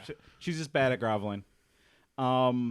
And so like they accept it. I guess they're cool with that. Like, they level learn of that the helmacrons can track their morphing power, so they can track anyone with the morphing power. right. They are learning to be slaves, and they're like, "Oh, why don't we send these bad guys after the only person we know who can morph that's bad?" Right. So that's their plan. Yeah, so this is probably Tony. I can't imagine this being like very interesting, this section, because it's like we'll send them after Visser 3. Who is Visser 3 in your mind? Nothing. Nothing. I can sum up. He's Cobra Commander. He is the Baxter Stockman. No, he's the Shredder of the situation. Okay, yeah, right? like ominous, like head point, like Yeah. the bad guy, the ultimate. Yeah, I have that feel. Yeah. Evil and loving it, but kind of incompetent. Like he always like corners them through a clever plan, and then his hubris always fucks it up. He's like, I was just too in the moment. I loved it too much, and they got away. Yeah. So that's Visser 3. I love him to death, and they're gonna head towards Visser 3 to have their enemies fight their enemies. Good plan. And once they learn that it's the Yeerks who are trying to take over the planet, the helmacrons do the sensible thing. Yes. They kill 4 of their own people. Yep. Yeah. Yep. Yeah. They argue, they fight, and then they kill 4 of their own people. And this is like, oh no, this isn't like a fun cult. Yeah, this is when it kind of becomes real just a little bit, where it's like, oh, we're surrounded by insane little monsters that kill each other. Oh, maybe this is nuts. serious. Have you ever been in that like situation where you're with like a group of like casual friends who you don't really know all that much, and then you realize that they are insane cult people? I've had this situation. Something like that. Yeah. Yeah. Yeah. It's like you get into a car with acquaintances, and then one of them's like, "This isn't my car." It's like, oh, okay. No, Right. no. What it was? Nice car. Oh, thanks. It's not mine. Yeah. Yeah. No, what it was for me is like I went to like this party, and like this party of this girl's place I went to a couple of times, right? And then she's like, "Oh well, Nate, let me tell you a bit more about myself, and about my method." Oh, okay. Oh, okay. A method. Yeah, like tell me about your method. And it was, but it essentially was like the secret. If you know what the secret is like, the power of positive thinking is really gonna, I think you would benefit a lot from the positive thinking. And like I was getting that like sales pitch of please join our cult, and I realized like, oh, the group is all part of like this kind of cult mentality. It's the method. Yeah, it's the method. I'm just like, I bet you they got that same feeling where like at any time they could just casually go and lock the door, and I would just be trapped here. Yeah, no. So they're not feeling great. I have been there though. I now you say I do know what you're talking about. I have been there because when my partner and I had our kid, we had her naturally. She had a natural home birth, and to do that, you go to classes, and those classes are taught by and attended by a certain person who thinks that because you're there, you also don't believe in science, Right? Yeah, like and it got pretty spicy. what color is your energy, Tony? Yeah, I'm pretty like I can be woo woo. I can give it some woo woo. Whatever. I'm not that it's good much. to feel I'm a good. hater. Yeah, I'm a hater, but I'm like not that much of a hater. But then they got real and intense, and then we don't talk much anymore. That whole group, Right. When I think of the most alluring part of a home birth, I think not having a $30,000 bill for having a child. that seems great. It sucks because it is a really like awesome thing that is just totally lumped together with these really gross like anti-vax, cleanse your aura by like douching with herbs. Like that's none of that stuff is good. Right. But the homebirth stuff is great. And it gets so lumped together, it sucks. But yeah, I was totally felt like I was in that It's like yoga. atmosphere. Oh, it was creepy. I like yoga. Like it's like good stretching, kind of like, oh yeah, just like chill out and do some stretches and strike a pose. And like I feel good when I do it. I will never go to a yoga class because I know this is going to turn into exactly that. No, the cool thing about yoga though is like you will be left alone at yoga. Yeah, Like, you you will be. You, Nate. What are you trying to say? No, I'm talking about you in particular. Listen, No, I don't feel good like wearing like going to the beach already. Like you don't need to. especially double down. especially as like a cis dude that you're no one. Yeah. It's pretty rare that someone's gonna go up to you and like harass you in the yoga class. If you just go in there and like do your stretches and bounce, you'll probably be pretty good. But yeah, the second you're like, is that jasmine I smell? They're gonna be like, let me tell you about doTERRA. Do you want to change your life? Are you tired of having a boss? Oh no. Then they all Oil pull has out changed my swords. life. Yeah. And they- Let me show you our leader. Our leader's dead by sword. so Strung they, up in a pose. yeah, but you know what? Like, hey, cool way to die. If I had to go, like that'd be the way to go. Oh Jesus. So yeah, the helmacrons summon their one male. Yeah, because like it's gonna take a while to find Visser 3, so Yeah. we gotta. It's like the male is here to teach them the ways of submission, subjugation. We find out the helmacrons are all women. Yeah. They keep their men as slaves. Okay. Which Oh, so far I'm into this. putting Like, it like the whole structure on its head. It's upside down. Because normally, it's women that don't have it so great. In society. It's that thing like we talked about earlier. They're almost like trying to do something kind of cool, like smashing gender norms. But the whole thing is, this society is ran by women. Yeah, they and all this suck. Society sucks, and like they're all idiots, Right. And they all make dumb choices, right. Oh, that's a good read. 'cause, It's like, no, it's so sexist. He says Yeah, yes. it's wild sexist. A helmacron female may not ascend to a position of importance in our society unless it is certain that she will not cause problems. She must be a symbol that all can admire. So they have to kill them because women make problems. Can respond? Yeah. That's what this book is telling us. You know, like I think I now finally understand the whole Amazonian trope thing, right? Because that's exactly what it is too. Like, Yeah. oh yeah, like let's flip this on our head. Like, turns out they're super strong, great warriors, but also kind of dumb, cave people, right? It's just like, oh yeah, no, that's the only way that they could have control of the society is if they were like, big, strong, dumb idiots. Yeah. It's like, yeah, that sucks. That's not good. It's But like, I like this guy who's explaining the whole situation. Like, wuss. You like wuss? I love Wuss. How do you get that name, Wuss? Marco names him wuss, and Cassie's like, we shouldn't call him that, and then immediately starts calling him wuss. Yeah. And it's funny because I thought maybe I was like saying it wrong, and maybe because my brain works wrong sometimes. So when I see things like this, I like to give it the benefit of the doubt. Like I must be saying this wrong. I must be reading this wrong. But then it's very clear that's what they're saying. Yep. And I was really caught off guard by it. Yeah, it's Well, like, you know what it is? It's like when you like name somebody, that name sticks immediately in the entire group. If somebody introduces you, like Tyler gave the example when we were talking about this earlier of that Community episode of Fat Neil. Oh, they're down there by Fat Neil. That's right, Neil. Your new best friend, Jeff Winger, coined the name Fat Neil. Right? Yeah. Or like Tyler, yeah. you're a big man, let's say. I'm fat, yeah. A man of size. Look, to put it in the words that my doctor has said, I am morbidly obese, which means I am so fat I could die at any minute. Okay. No, what they really say is that those numbers don't make sense and they're not real categories anyway. Yeah, but like, I am an overweight gentleman. I am a casual lad. you have I'm been a introduced. doctor. I'm a doctor, and I would very venture to say that I would categorize you as like dummy thick. Yeah, okay, yeah, I'll take that. Yeah, you know? you're thick.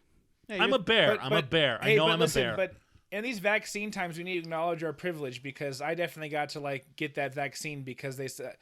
I was like, I'm a teacher, and they're like, no, you're not, but it's okay because you're fat, and I'm like, cool, cool. Thanks for that. It's anything to get ahead of the line. But like where I was trying to go though is that you have been called Big T before. Oh Big yeah, Tyler. people.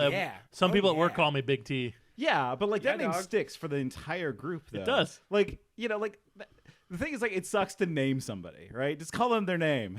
It's like, I mean, the worst nickname I ever had was, hey, you in the bushes. No. You shouldn't have been in the bushes. Where else was I going to masturbate at college? That's true. You can't do Yeah. it in the bathrooms. That's illegal. Yeah, they have signs up. You can't do it. They did put up signs in my college. I'm going to incriminate myself and tell you like my worst nickname. It's okay. No one listens to this, so you can say whatever you want. For some reason, my uncle used to call me Buttons.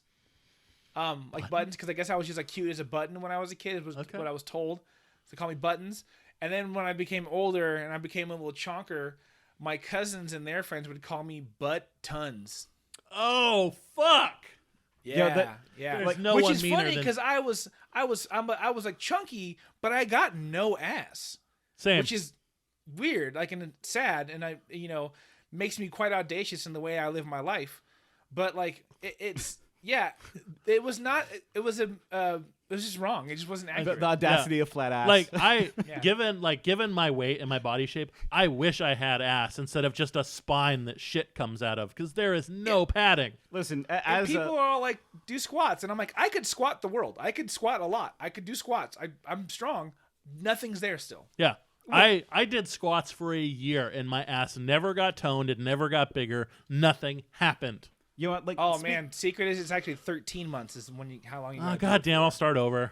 Listen, I'm shaking my head because I have a notoriously big butt. It's great. Like I look at him over there laughing on his perfectly. Do you want me to show ass. you my butt? I will show you my butt. Don't stop trying to expose yourself to our guests. But like, I'm always down to see butts. It's not so great. The thing is, like, Nate, show your butt. It's a nice shape. Like, okay, I will stand up. No, up. show the butt. You're like it's hard. It's hard to walk through doorways. Like we can't see it with those pants on. No, you got pants on. No, I can see. I can see that little dip. There's a little. Yeah, there's a. But the problem is a shelf. You got a shelf going on there. The problem is like now I'm like I do like hit things with my ass. I bump into things. I don't like it. If there was a butt reduction surgery, I would get it. It's not so great, you guys. There is. That does exist. So well, what I'm saying is bullshit. I'm calling bullshit because that does exist. Yeah, you could get it. Listen, my body's a temple. I will not maim it with plastic surgery. But if I were to get something, I've seen you shove so much garbage into your temple. Shut the fuck up. Tyler, you once challenged me to eat a box of ice cream sandwiches, and I did it. Yeah, some temple. Yo, respect. But we had to do it. I'll smash a box of tofu to the cuties in a sitting. Yeah. Say I won't. I'm down. Hell yeah. But never as a challenge, though. See, I got a challenge, and I'm like, yeah, I'll do this. It's because I don't need the challenge, man. I'm just here for it. I'm just fat and smoke a lot of weed. Yeah. So, like, are we picturing this, like, submissive male is kind of, like, thick? Is he a thick... Like, is he a sexual slave? Just lay it on the table. In a way, we're all sexual slaves. He is specific. I can't defend that. Is he specific? Like, he specifically is, though, right? Probably. He has a bit of a sub vibe. Mm-hmm. Yeah. They're freaky. They're freaky aliens. Yeah. Hey, listen. Respect to subs. Yeah, it's a hard job. Yeah, sounds like it. It sounds like it sucks. They gotta take a lot of damage. Well, especially like this guy does not sound like he likes being, the subspecies here. And we'll get to how they change that. Yeah, that's fine. Marco starts planting some seeds. But we learn some pretty important rules for being a slave. Okay, let's hear All slaves are men, so Cassie's stating that she is a female. It's like, no, you're a male now because you're a slave. I like that perspective. I do like that. Yeah, aspect. that's kind of cool. Like how I do like how genitals and has nothing to do with. It's about power. Yeah. Yeah. And there are some rules, and I think these are pretty good rules even for just regular adults. Okay. It's you must obey all females. Okay. You must wash your food before eating it. I disagree. And as males, you must be quiet and calm at all times. Yeah, maybe. Those, all right. Yeah, yeah, sure. But like the thing is, would you shut up? well, my thing is just like that's still a sexual thing. These are all sexual. Like washing your food, that seems very sexual. What do you mean? I mean, it's like slave. You just wash your food before you wash your hamburger before you eat it. It feels like an embarrassment thing. Like, I'm sorry, everything must be clean when you eat it. For some reason in my head, this species does exist off of some agriculture thing. Yeah, I don't. I can't even fathom it. I also just like the idea of them, the people in charge, when the men get huffy, them just be like, hey, chill. Just fucking chill. Yeah. You know chill the out. rules. Chill out or you'll die. Don't do that. They fucking point to the chill. sign. Yeah. Here, we have these rules. And then Marco posits the only thought that he has, where he says, if they can shrink us, maybe they can't unshrink us. Hey, do you want to have a lot of babies right now? You got to read the line. You can't just So Marco says, so Cassie says, so I'll start with Marco. Mm-hmm. If they can unshrink us, maybe it's a one-way thing. Did you ever think of that? I don't want to think of that, Cassie said. I have a family I have to get back to, a life. Marco nodded, obviously deep in thought. If we were small like this permanently, we could grow old, have kids, and populate the world with a new race of tiny people. And Cassie just says, Marco, would you mind helping me? And he's just sitting there fantasizing about getting his best friend's girlfriend pregnant. Yeah. It's one of those wouldn't it be funny if we kissed? Yeah, wouldn't that be a funny joke if we just made out right now? But seriously, if you want to. Also, remember, you're still the size of an ant. What do you think? How do you think this works? Are ants taking over the world? Right. Well, I think he's going to be fucked up when he learns there's more ants than there are humans. No, he's thinking back to that Honey, I Shrunk the Kids scene where it's like, we could feed an entire family in just a giant cookie a day, guys. Yeah. Which totally. That sounds great. I want to live in a thimble, and I want to be small. I want to be in this situation. Not like Marco. I feel like Marco's proposition is probably not great. You wouldn't get my girlfriend if I had one pregnant if you were both small? If we could never grow big again, I think I would maybe make a move. I mean, you know what? It would suck, but it's just Tyler, listen, I have to build a society for myself now. You know what? Hey, listen, I know we're not getting big anytime soon, but you know who's still getting big? This guy right here. Look. Talking about my dick. He just took it out. It's nice. Oh, that's nice. Yeah. There it is. See, now that's how you show genitals on a stream. That is the size of at least 2 spaceships.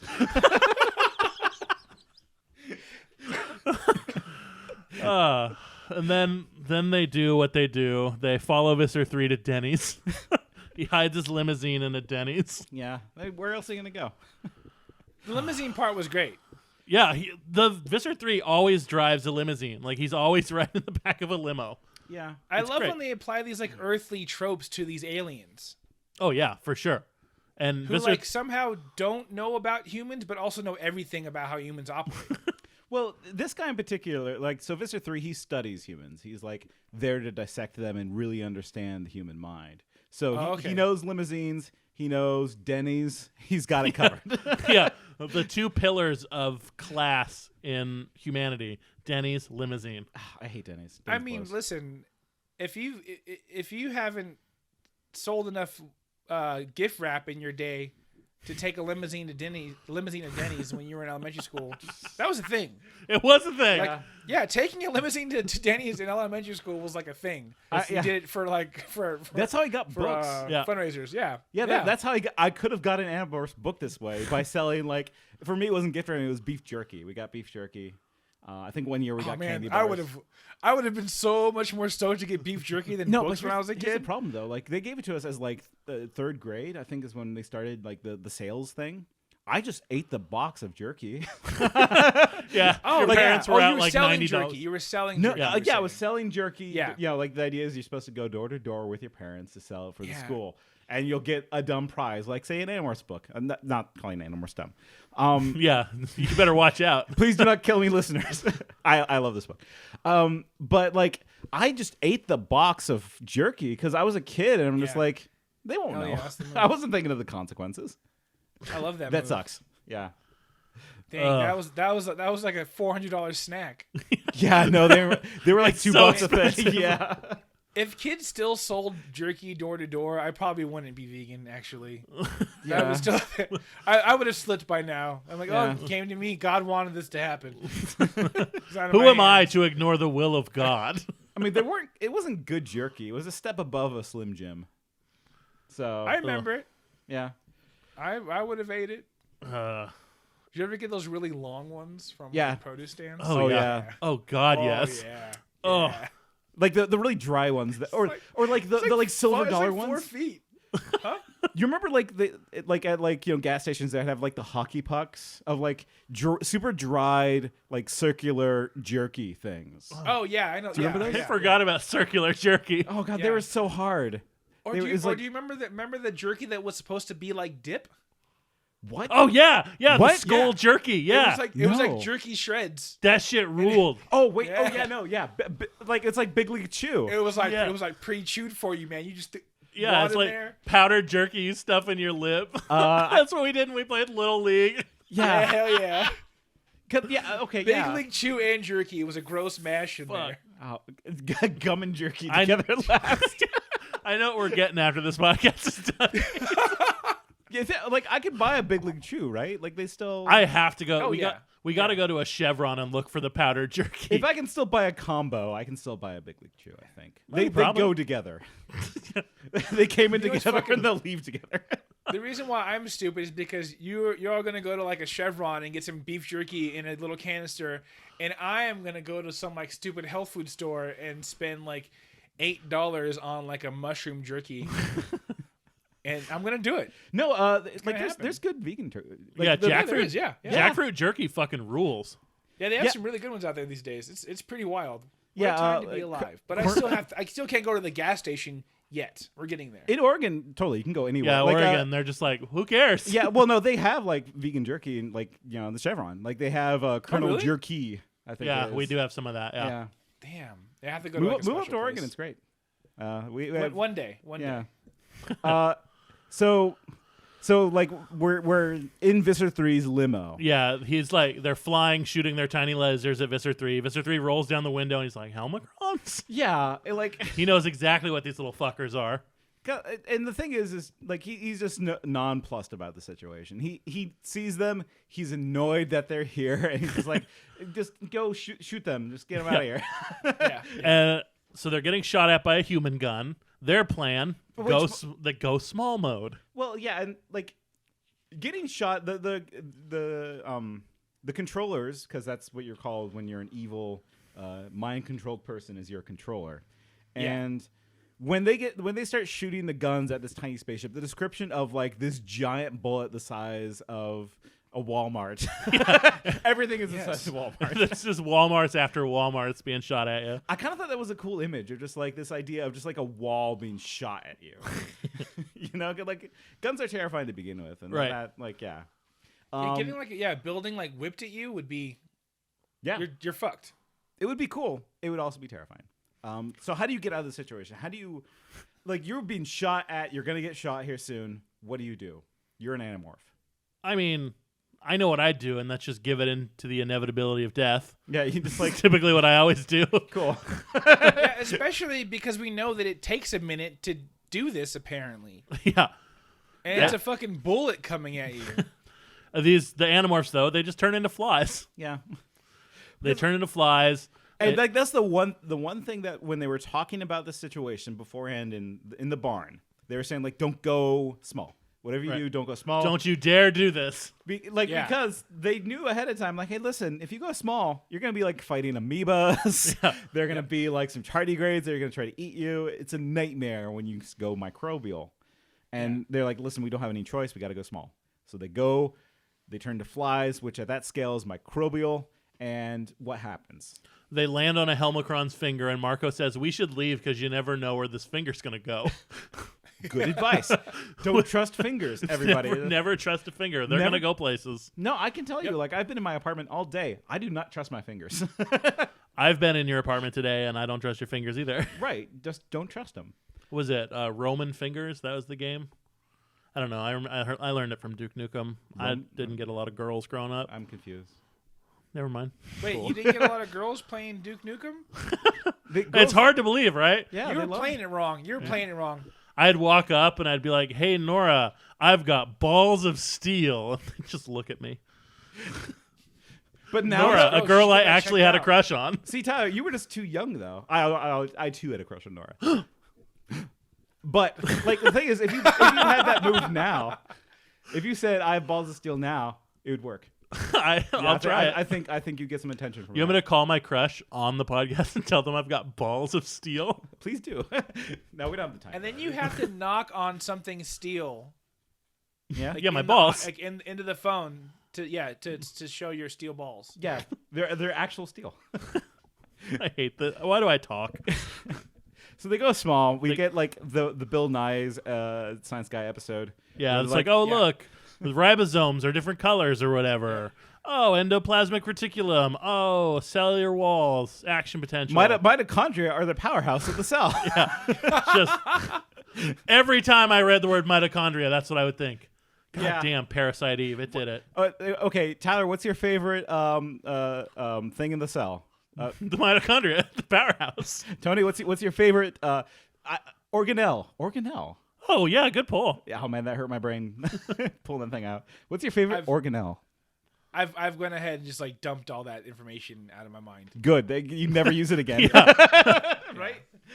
Like even I took the same approach to like to big thoughts, like how the galaxy is expanding and accelerating. Yeah, I'd take the same approach to very small things where I'm like, I can't do shit with that. I don't care. Yeah. Even as a nurse, I'm supposed to know what some enzymes do, and even then, I just like, whatever. Yeah, it's kind of your job a little bit. I mean, a little bit, not to the degree that they would want me to, for sure. It's like if I could tell you the renin, angiotensin, aldosterone system, I would probably be a millionaire. But I barely. Like, no, I don't need you to do that. I just need you to tell me what to take to make it better. Yeah, I just give you hospital heroin for your back pain. I also want funny medical condition names. Give me one. Oh God, toxic megacolon. Thank you. Yep. Yeah, that's real funny. And a real thing. Look up pictures of that. It's horrifying. You don't want that. No, I won't. I won't do that. It's bad. It's a good name for a band. I might look up megacolon. No, not toxic megacolon. You'll only get toxic. It's not good.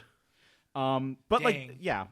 So they turn small, and they're like, "This sucks. We better go big again." Because they're flying around. Like all this is not super important. Not much fun shit happens here. They're just being small. And then like they're doing the Scholastic Schoolbook Science Hour, and they're like, "Okay, I think whatever's happening has happened at this point. So let's just go big and check it out." And so they go big again, and they're in this kind of weird desert, and they acknowledge like, "Okay, where are we?" Like I see, like they see hairs and stuff, and they see giant monsters. They're like, "We're on a scalp," and those giant monsters are dust mites. Or they're the what are they? The eyelash mites? Yeah, eyelash mites. So, Tony, what's the most terrifying small creature you can think of? I mean, something like that. Any type of like weird parasite that we just don't see that's somehow feeding off of us. I hate it all. Okay, do you know about eyelash mites? I have an idea about eyelash mites. Okay, like let me tell you about this thing that like 70 to 75% of the population has, and it's called eyelash mites. They're little mites that live in the holes, because there's gaps in your pores, right? And when you have eyelashes, like you poop out a lot of like, oil and gunk and stuff like that. And so the eyelash mites just nuzzle their way in there, and they're like it's like packed spaghetti, and then they have like the one big eyelash coming out, and they just live there. And it never becomes a problem unless you have too many, and then you get this like kind of like weird pimple like on your eyelash. I looked up pictures, and you should look up pictures. No. Well, it's for me, it's a thing of like once I see it, like it removes its grossness a little bit. But yeah, they are tired. No. All I'm thinking about now is that I have these things crawling on my eyes. Yeah, probably like right now. Again, you know what? Like honestly, like knowing if a deity is real or not that doesn't actually affect my tomorrow. Knowing about eyelash mites and if they're on my face or not, I can't. That's out of my hands. I'm going to continue to wash my face the way I do. Yeah. I might actually start opening my eyes and putting soap in them and then rubbing them a little bit now. But yeah, you got to give the eyelashes, otherwise. Yeah. It's God, no good. Yeah, no. Wait till you hear about butthole mites. Oh, pinworms. Yeah, I've had to. Why'd you say a real thing? Why'd you do that? Why'd you say a real thing? Do you not know about pinworms?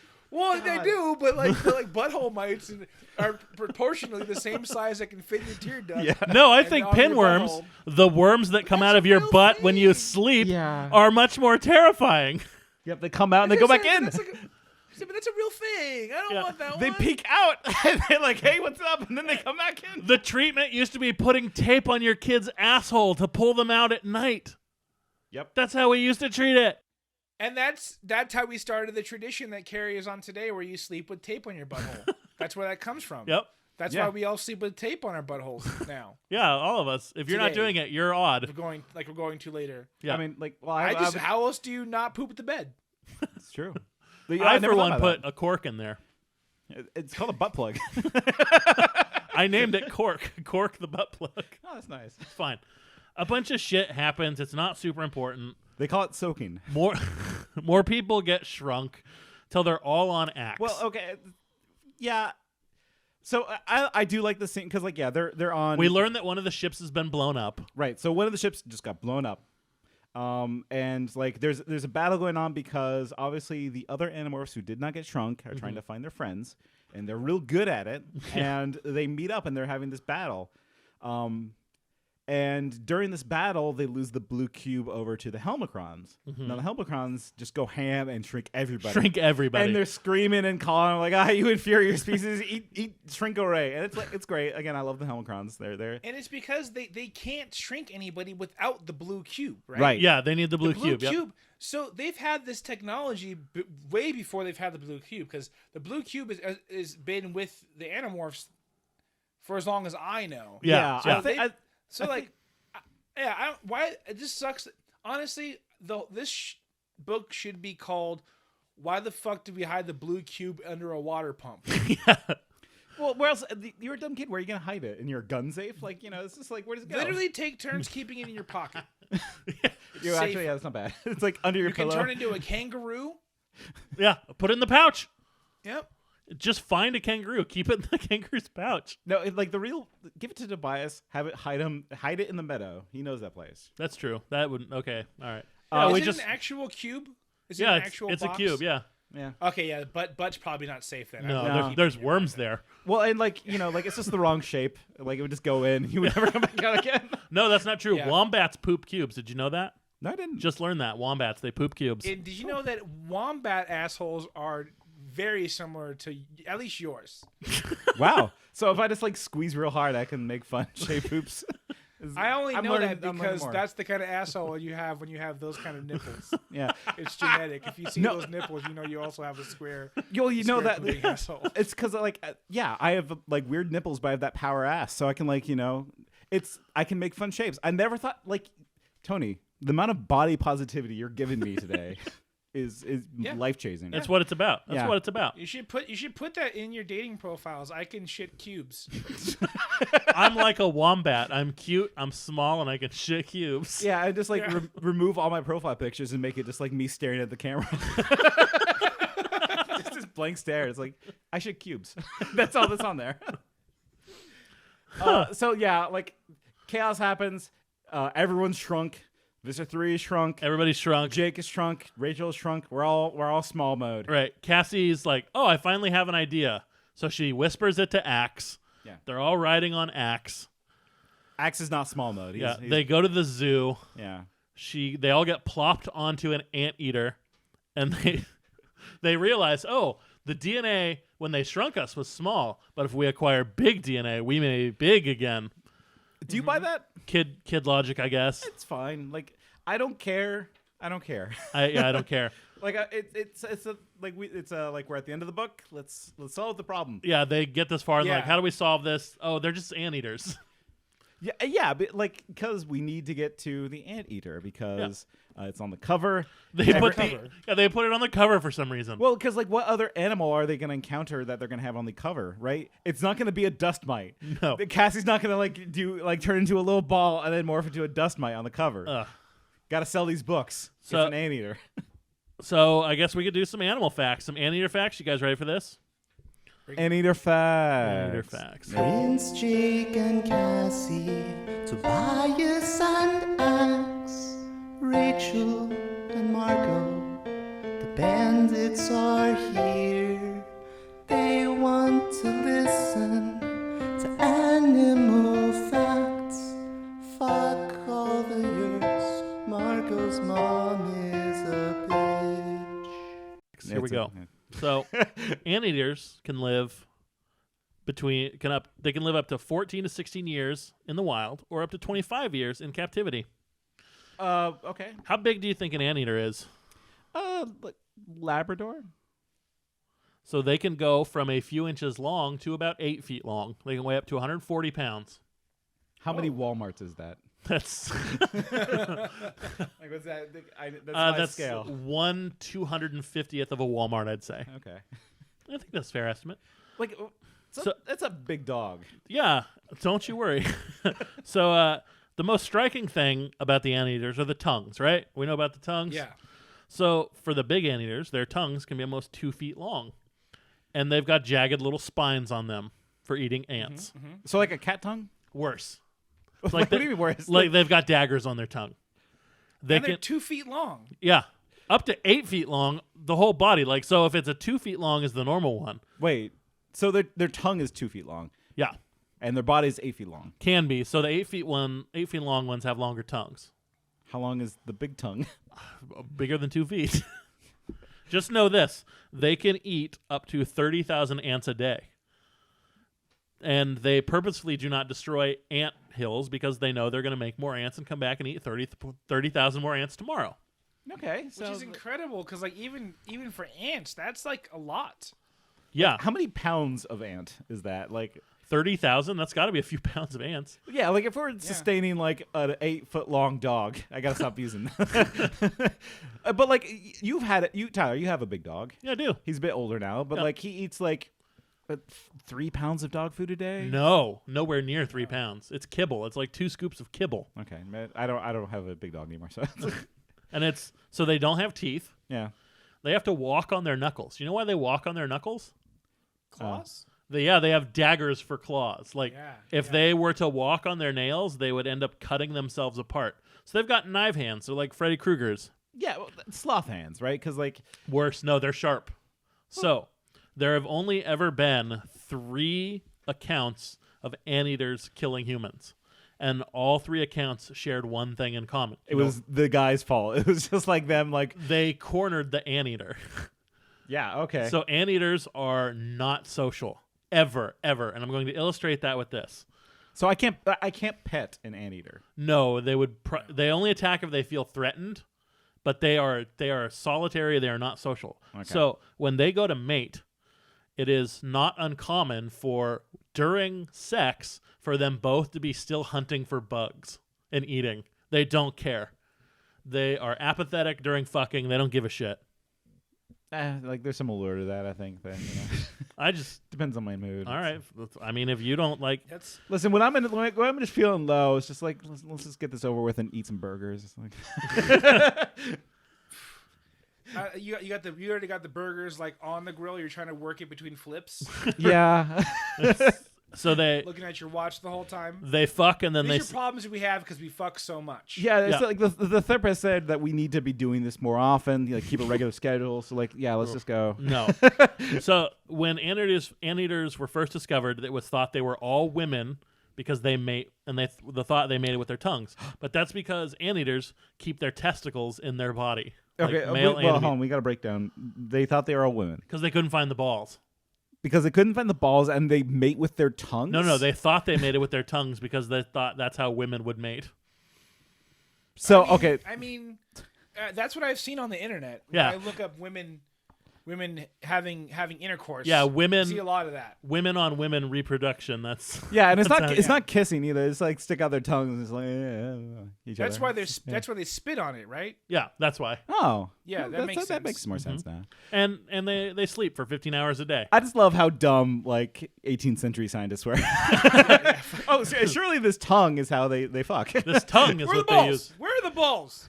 This many balls. This beast has no balls. Where does it keep the monkey? Yeah, the tongue's got spikes. That's obviously the penis. That's how they do it. The tongue seems sheathed. It must be a dick. That's exactly what they were thinking. Yep. It's like, oh, like this is just an uncut penis. It's the penis that cuts back with those spikes. So that's anteater facts. That's what you know about anteaters. Wild, terrifying, scary little beasts. I don't know. I kind of like I think I could make friends with one. No, like they advised you not to. They said anteaters will not be your friend. Salvador Dali had one, and he. Wait, what did Salvador? If you kept it in a round room? What if you had a round room? Yeah, okay. There you go. Okay, yeah, Tony. You know? This is why you're the boss. You're the boss of this podcast now. You can come use one of my many round rooms. Honestly, I do wish I had a round room. Like it was a good '70s design choice that they should not have gotten rid of. Yeah. Well, now think about how much space in like any like, unless the house is round, how much space is being wasted in a round room? Just all this. Well, I don't need a lot of space for like a bathroom. Which I love because I'm gaudy. I just love that shit. Like, oh no, you don't even understand how much money I'm wasting. It's really impressive, actually. Oh yeah, I'm down with that. And the conversation pit in the middle of your living room. Yeah, no, that rules. That's ugly as shit. I would love it. Yeah, like I would sacrifice my bedroom to have a round room, just like for that layout. Like I'd sleep in a closet. Hell, I'd just sleep in the round room. You're comfortable in the closet. It's fine. Yeah. I think those are all mattress floored. I think round rooms are all mattress floored. Well, because they were all fucking floored? In the round room. Totally. That was not a conversation pit, Tyler. But like, so Salvador Dali had an anteater. He did, and it cut a few people. Yeah, it did not like being a pet. Well, I'm not saying a pet. I just want to like make friends with. No, there's pictures of Salvador Dali walking it and people looking terrified. Yeah, okay, it's fine. The pictures are nuts. I didn't realize it was like a regular pet. I thought it was just for those couple pictures. Yeah, it was just one of his pets. Ugh. And so the end of this book, they all agree to. Well, okay, so like Gassy turns into an anteater, right? And eats a bunch of helmacrons. She snorts up the helmacrons. Right. And so like here's another thing, Tony, about these books is that when they turn into an animal, they lose control. The animal brain takes over. Okay, right? I was going to ask because when he's the spider, they say like, "Oh, I hope he has control of this morph." Yeah. Yeah. So, sometimes they do not. Sometimes they don't. And like sometimes they're a bear and they'll just like start mauling like their friends. Yeah, one time someone ate their friend. This just swallowed him whole. Yep. Oh man. That was like the first one, right? It was, I don't remember. Oh yeah. No, it was when Marco swallowed Jake or something. Yeah, okay. It's fine. Just bros swallowing bros. Yeah. It's fine. Usually when I swallow my best friends, it's like really cool, but it sounds like it's a bummer.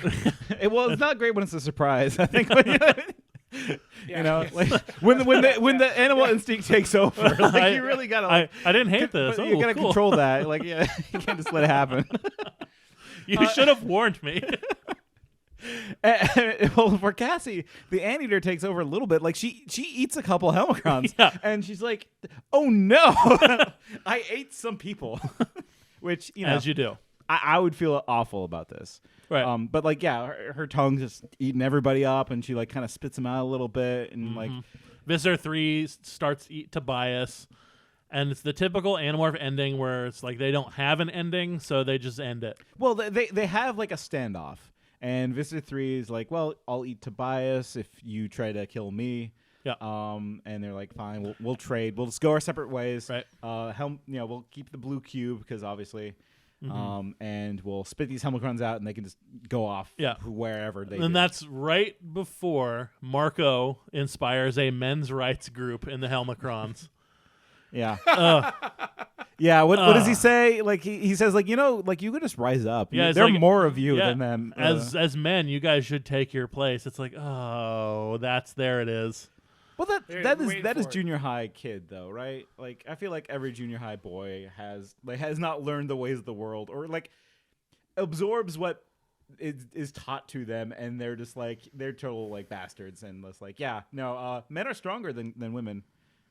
So you should just punch them, or I don't know what he says, but well, I mean, like that idea is like baked into us, right? Like the culture, right? Yeah. One of the linchpin of this woman-run society is the weak men, right? Yeah. And it's like that's how bad these ideas are. So bad that like it's funny how it creeps on you. You never know it's coming. It's like, man.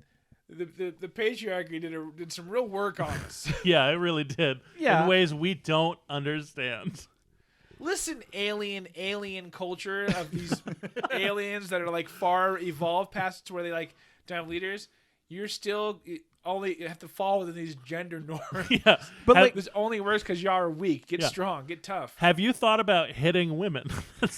I know you have space travel and our magic, but. Have you thought about maybe hitting? If an alien species came down, we would totally try that. Like, it was a society. If it was a women-run society, and they had that concept of like women and men, there would be that like that group of politicians that was like, listen, have you thought about like switching this around a little bit? I hate it. Have you thought about telling them to the moon? Yeah. Have you thought about looking the woman in the eyes and telling them to the moon, and then you shake your fist at them like you're going to use it? Yeah. Have you thought about doing that? You don't have to hit them. They just need to be scared to do whatever you want. You can't use your real voice. You got to kind of East Coast it a little bit. That's how you know they're serious. So that's the end of this book. Tony, what did you think? It was so silly and so funny, and also just like I said, this exposure to this world that is Animorphs, because like I said, I had no idea that there's serious thought-provoking Animorphs books after reading this one. Yeah, and this is the one that like there's some ideas here, or yeah, the idea here is maybe men should have rights. yeah. Have we talked about men? Have the real problems that men are facing? Oh, because there is that like in the I forget what direction it goes. When she's in the bathing suit and Jake's like checking her out, there is just like I didn't want to offend her. There is that moment where it's like I didn't want to offend somebody. There's that moment where it's all like it's dangerous out here for us. I can't even look at my friend in their bathing suit. I don't want because I might offend them. And it's like, well, yeah, I mean, yeah, if you like, if steam comes out of your ears and you like your tongue rolls out of your mouth, and you're making a wooga noise. So I'm marking that down. We shouldn't do that. Well, not then, not that moment. Okay, the tongue rolls out in the bedroom. Got it. You say, excuse me, would it be okay if I were to give you an awooga? Is that okay? I don't want to. Tyler, I give you permission to... Your bathing suit's got me feeling a certain way. Milady, could I offer you an awooga in this trying time for me? Jesus. Would you be offended if I were to say, hamana, hamana, hamana, hamana, hamana, hamana? Jesus. So, yeah. I don't know. It's a fun book. It's funny. Yeah. Yeah, it was super fun. Yeah. Yeah, it was real silly. It was nice to turn my brain off. Yeah, like I didn't have to think about like war, or genocide. I didn't have to think about genocide once in this book, so that was good. Just the awful patriarchal brainwashing we all have. Like, it was fun, and like there are things that are just like, oh, okay, Applegate, you tried to do a thing here with the gender society thing, but like it was just a fun little popcorn book. Yeah. I was bummed this one didn't make it to the television series. Yeah, I know. Like they blew all their budget on that one scene.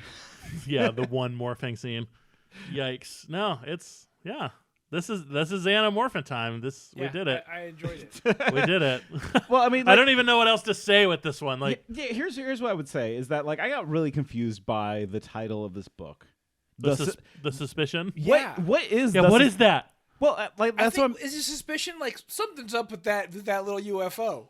Yeah, like I think that's the crux of this entire book is just like, hey, what's up with those guys? I suspect these little guys may not be good little guys. And yeah, like hey, that's a good hook for a kid's book. It's just like, what if there was small aliens? What if like they're the small? best Twilight Zone episode? What if there was small aliens? What if they're small? What if they got shrunk into like Honey, I Shrunk the Kids people? Yeah. Honey, I Shrunk the Animorphs. Oh, should we get out of here? I think so. Tony, it's been a blast. Yeah, Tony, tell the people where they can find you. Plug some shit. I am the co-host of a podcast called Minion Death Cult. It's Minion Death Cult on everything: Instagram, Facebook, Twitter. I'm Word is Bond on Twitter. And good news, Alex, the other half of Minion Death Cult, just texted me saying that he does have the internet now. Oh, thank God! Congratulations. So we will be doing some real shows again very soon. But yeah, check us out. We're pretty funny. Also, I bake bread. You can buy it anywhere. The bread. Listeners, I'm not just lying. The bread is fucking fantastic. It's the best bread I've ever fucking had. And I'm someone, if you saw me, you'd know, and I've had a lot of bread. And I will say, I ship it par baked, and I do want everybody to just say that they made it themselves.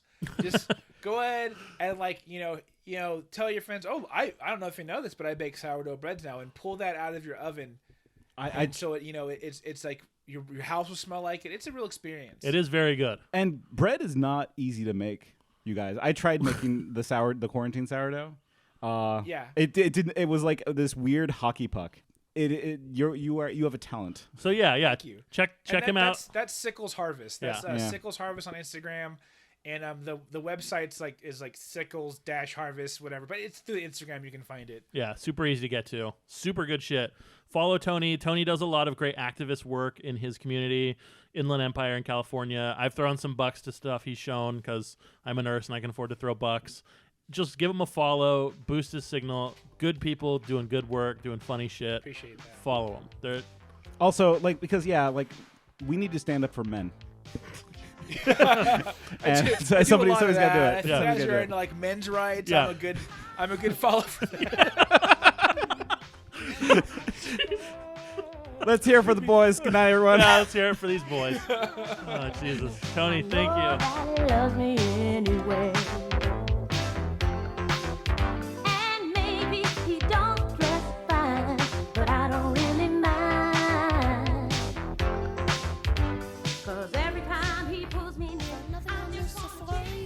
Check the upstairs of that house, but not the underneath yet. There's a chest that's just down there. The storm is coming fast and you need heels to prepare. I've got V-Bucks that I'll spend, more than you can contend. I'm a cool pro Fortnite gamer. Cool pro Fortnite